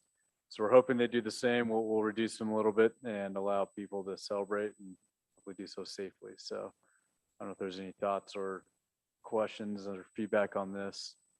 I like the fact that it's adaptable because we don't know exactly. We know we're going to be in probably a dry season again, but and we can ramp this up if we need to. Yeah. And I want to make that clear to everybody that this can change, right? And we want to allow for this. We want people to do this safely. It's community safety, but it's also first responder safety and safety of all those who are around you when you're lighting your fireworks. Most of the problems we actually deal with are not the people lighting them, it's the people down the street who receive them. So a lot of times that's where we end up dealing with the issues. I put these on there just for a couple notes, just to remind people of what the current law actually allows as well. So the 2 days before, the day after July 4th and 24th. For the city, it's important to have the map to us by May 1st. And like I say, the change can come upwards even to June. I know last year that push was pretty last minute in the scope of things, but we had it in June and we started really publicizing this at that point. And then there's some pretty strict fines, you know, our goal is to educate, right? If we have repeat offenders or people who we have to respond back to in a day or two or the same night, they're definitely gonna get a fine. It's a problem for certain. So this is kind of just some things of a reminder. Like it says at the bottom, if conditions worsen or the fire marshal or state forester determine that the drought's posing an extreme risk to the state or our communities, we can definitely go the other direction. And as a council, you have the prerogative to protect the safety of your community. So that's also a decision you can make. So that's it for the firework map. Let's say we'll be open to feedback. We want to definitely have this wrapped up by May 1st. I think where we're at, we're probably there, but any feedback we're open to. So Thank you, Chief Program. We appreciate it. yeah, If I may just ask a quick question. It suddenly occurred to me as I've studied this map off and on over the last 4 hours, that this is pretty much District 4 that is redded out. It's, you know, so I'm just curious, since this is a more extensive area that will be restricted, how will the residents in these newly restricted parts of District 4, how will they be alerted to this so that they can understand that they would be breaking the law? You know, I'm sure the city, and maybe, you know, we could take this up with city staff, but I just wanted to go on record to, you know, make sure that the city goes out of its way to make sure that citizens understand these heightened restrictions. sure. And if I may, the intent of having the map by May 1st, so by June 1st, we can educate and publicize. So the map, Cottonwood Heights does a great job. It goes on your website. There's a fireworks map. It shows all the restrictions to the point where you can zoom in to your address, and it's very clear there. We'll post maps. This year, they're allowing us to put maps inside grocery stores. Currently, it's only outside at fireworks stands. So when you go to a Walmart or another grocery store, they sell fireworks inside, but there's no map. So this year they allowed for that. They increased the size of the map, which, believe it or not, was in legislation. So we can put bigger maps up there. So there's a few different things that we asked in lieu of not restricting fireworks or changing the aerial allowances, right? Because we allow aerials now. They offered, or we compromise on some other things. So we'll do a pretty good job at educating and doing some outreach in the city, and we'll bring this up again, probably, I'm sure, before the holidays, and make sure everybody knows. So Mayor, our goal is to educate, not enforce the first time we show up. So Mayor, if I may add, can you hear me? Yes, go ahead, Tim. We also, as we get closer to the time when July 4th and the 24th come around, we put signs up. Our public works staff puts together signs, and we put a lot of signage out in these areas as well to notify people. And of course, if there's enforcement issues, our police department are diligent in their work related to that as well, just to let you know.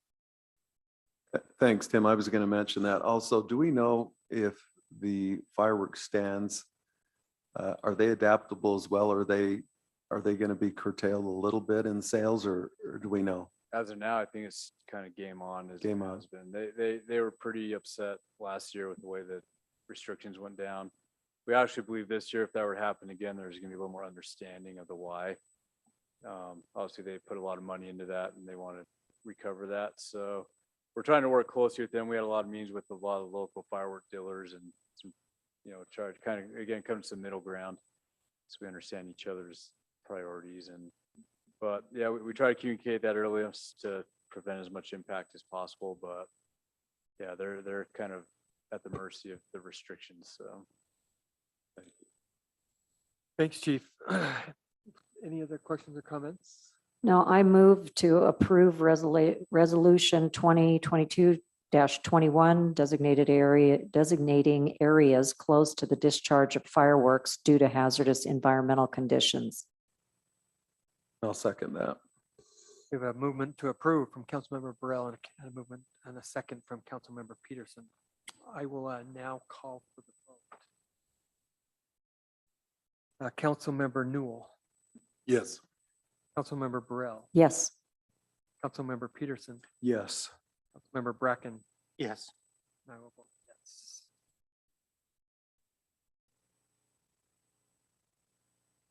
Okay, our last item this evening is consideration of resolution 2022-22 authorizing the issuance and sale of not more than 7,500,000 aggregate principal amount of sales tax revenue bonds, series 2022, and related matters.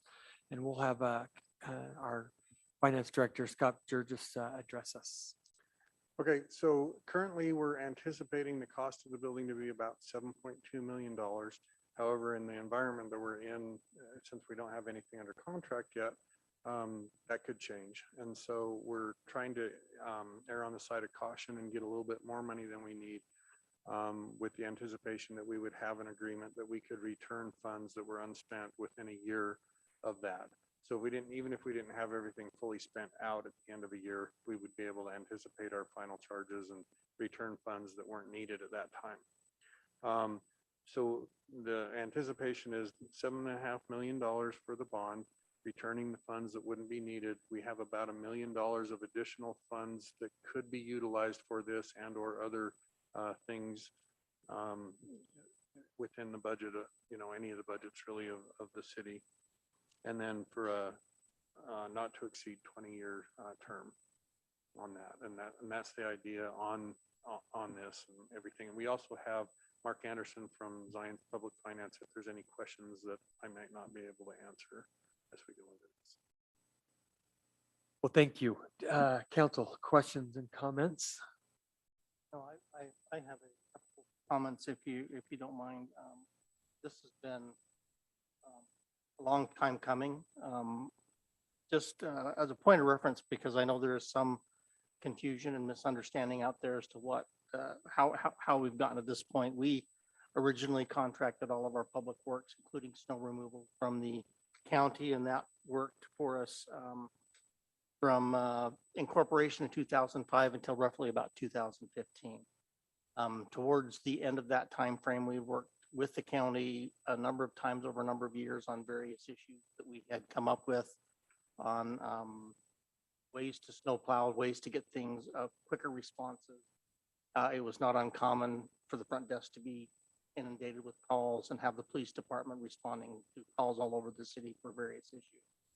I think one of the straws that kind of broke the camel back and made us actually go and do something different was a storm where we had a bus fall across Highland Drive, across 3 lanes on the southbound lane during rush hour. And we also had Butler Hill shut off both on Fort Union Boulevard and coming up 23rd East, all within a very, very short time. And something needs to change. At which points the council did a lot of research and hired a private company, which we all agree was a gross mistake. We should have done a little bit better job vetting service provider. And that created a couple more issues over the next couple of years on basically getting our streets cleared when it snowed. We live in on the bench.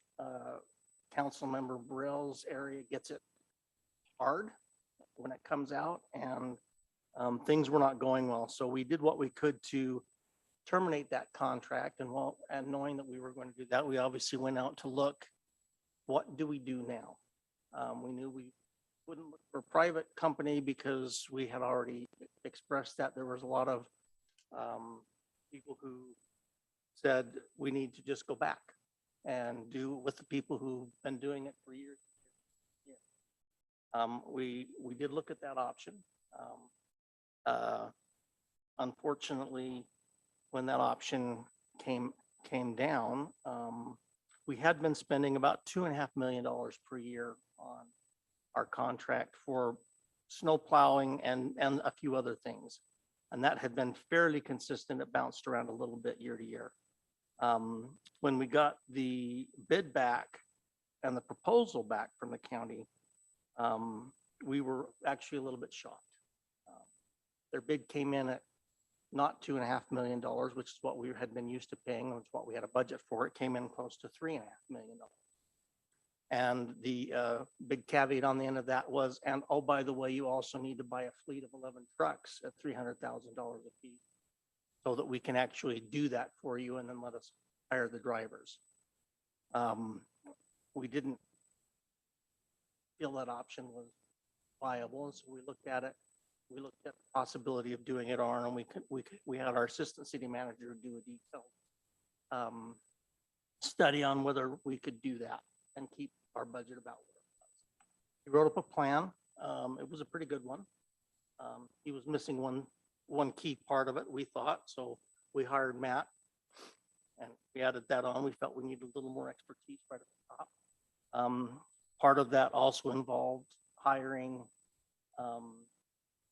the supervisor that actually had been doing the snow plowing for the county and had worked there for a number of years into our area. We figured he knew Cottonwood Heights, he knew how to do these types of things. And he has been working for us ever since. He's the one who designed our current system. It was a bare bones startup. They were housed, still are housed in a trailer. We had salt that was stored outdoors where it got wet and damp and then had to be rebroken up, couldn't be used in the trucks effectively. We finally got a salt shed. We eventually got a truck wash so we could actually clean off the equipment and that it wouldn't deteriorate.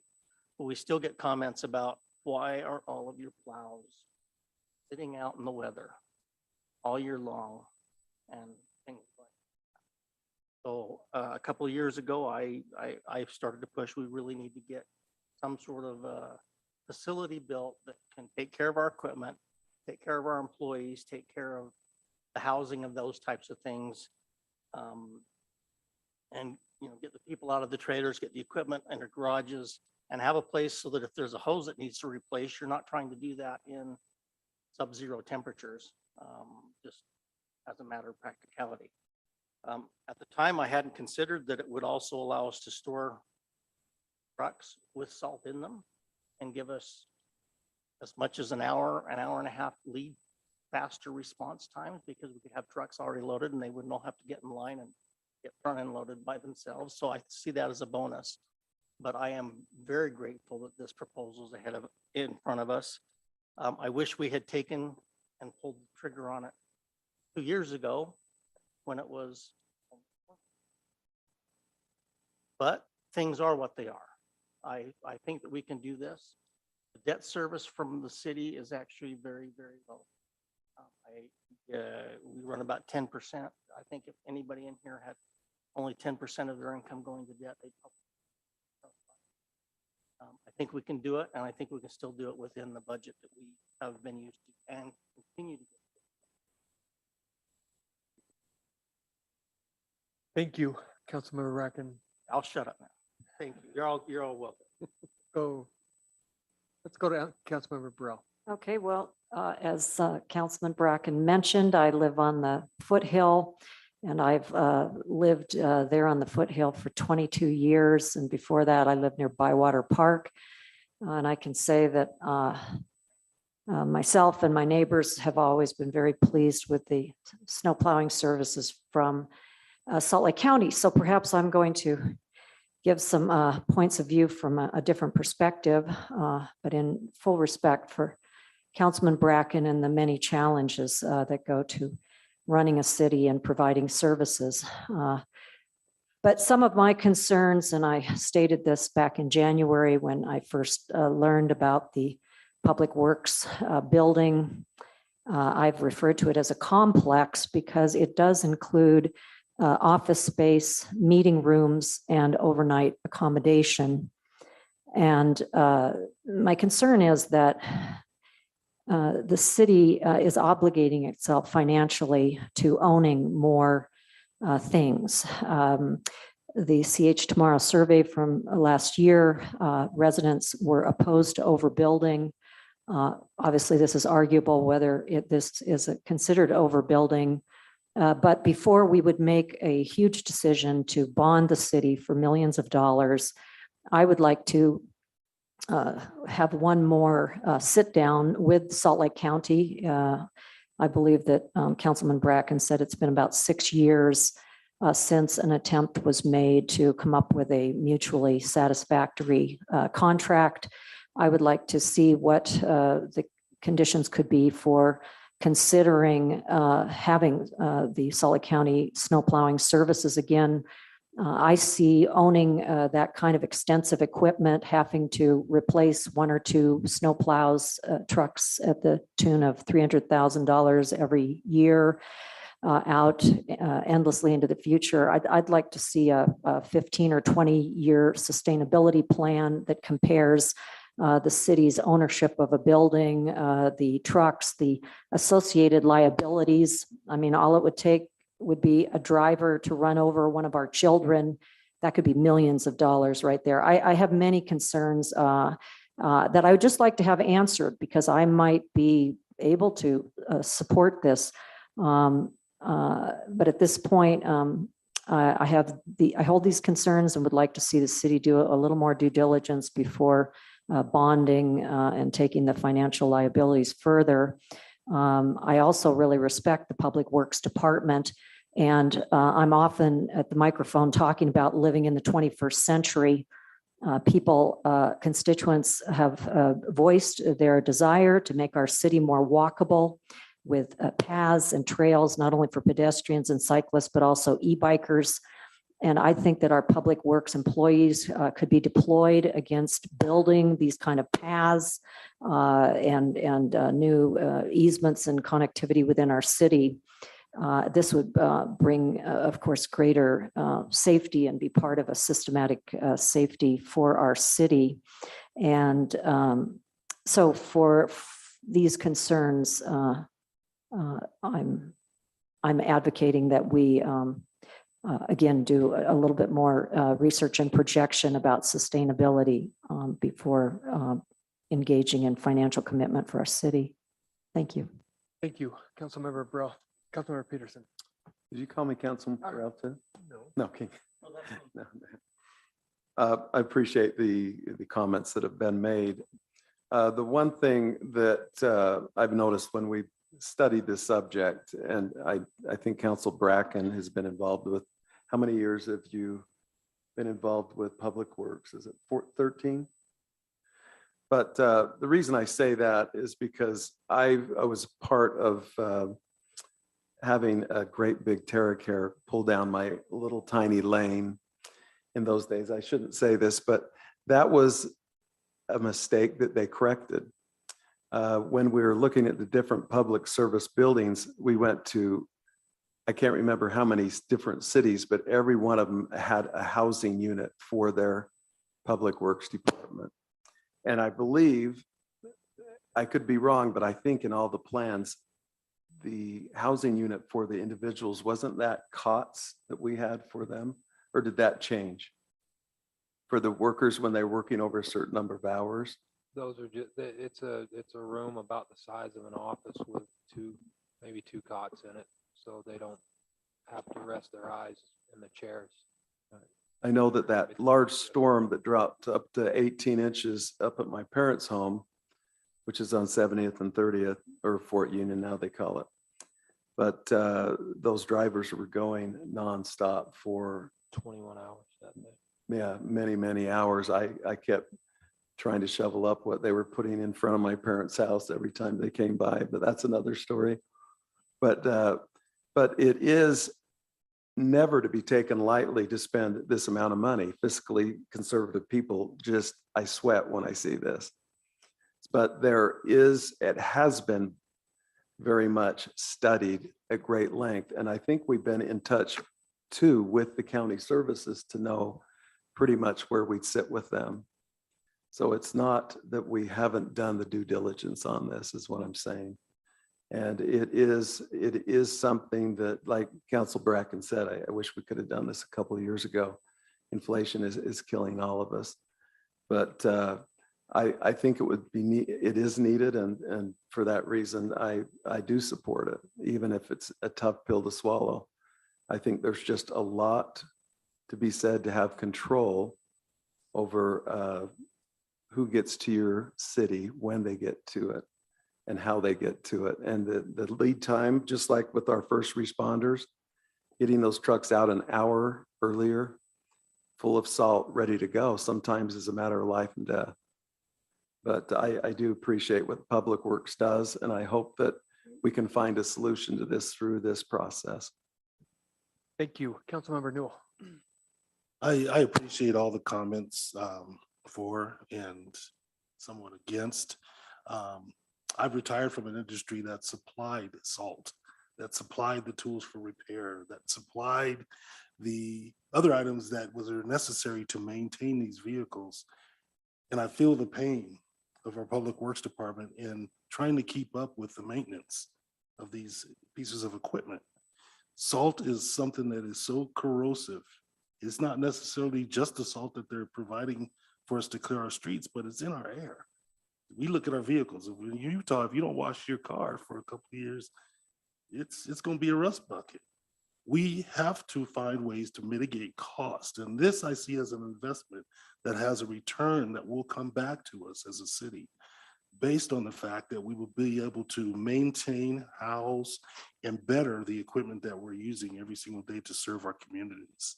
So for me, I fully understand where we're heading with this. And I know it's a hefty investment, but it's a necessary investment for us to be able to move forward. Thank you, Councilmember Newell. Before we move on to a vote, I want to take a second to commend this council. If you've been here tonight, you've seen that we don't always have the same opinion, and it's okay to have difference of opinion.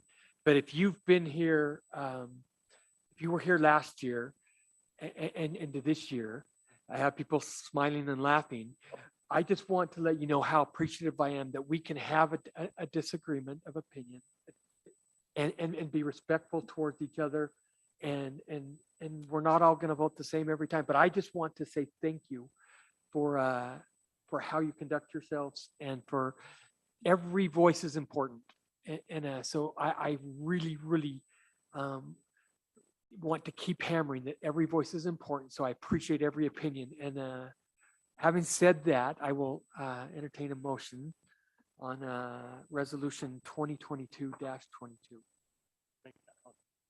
I'll second. Well, you guys are quick. We were still laughing about how disruptive you were last year. No comment. Great. Hearing that, I will now call for the vote. Councilmember Burrell. I vote no. Councilmember Peterson.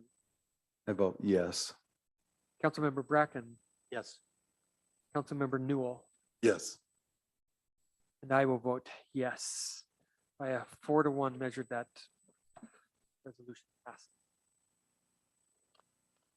Okay, the last item on our agenda tonight is just approval of our city council work session business meeting minutes for April 5th, 2022. Could I have a motion to approve these minutes? I motion to approve the consent calendar. I will second that. Motion to approve from Councilmember Burrell and a second from Councilmember Peterson. All in favor, say aye. Aye. Any opposed? Great. That concludes the items on our agenda tonight. Could I have a motion to adjourn? Adjourn. All in favor, so go ahead. Second. I'll second it. All in favor, say aye. Aye. Any opposed? We are adjourned. I just want to make sure that Apple Valley got snowplowed.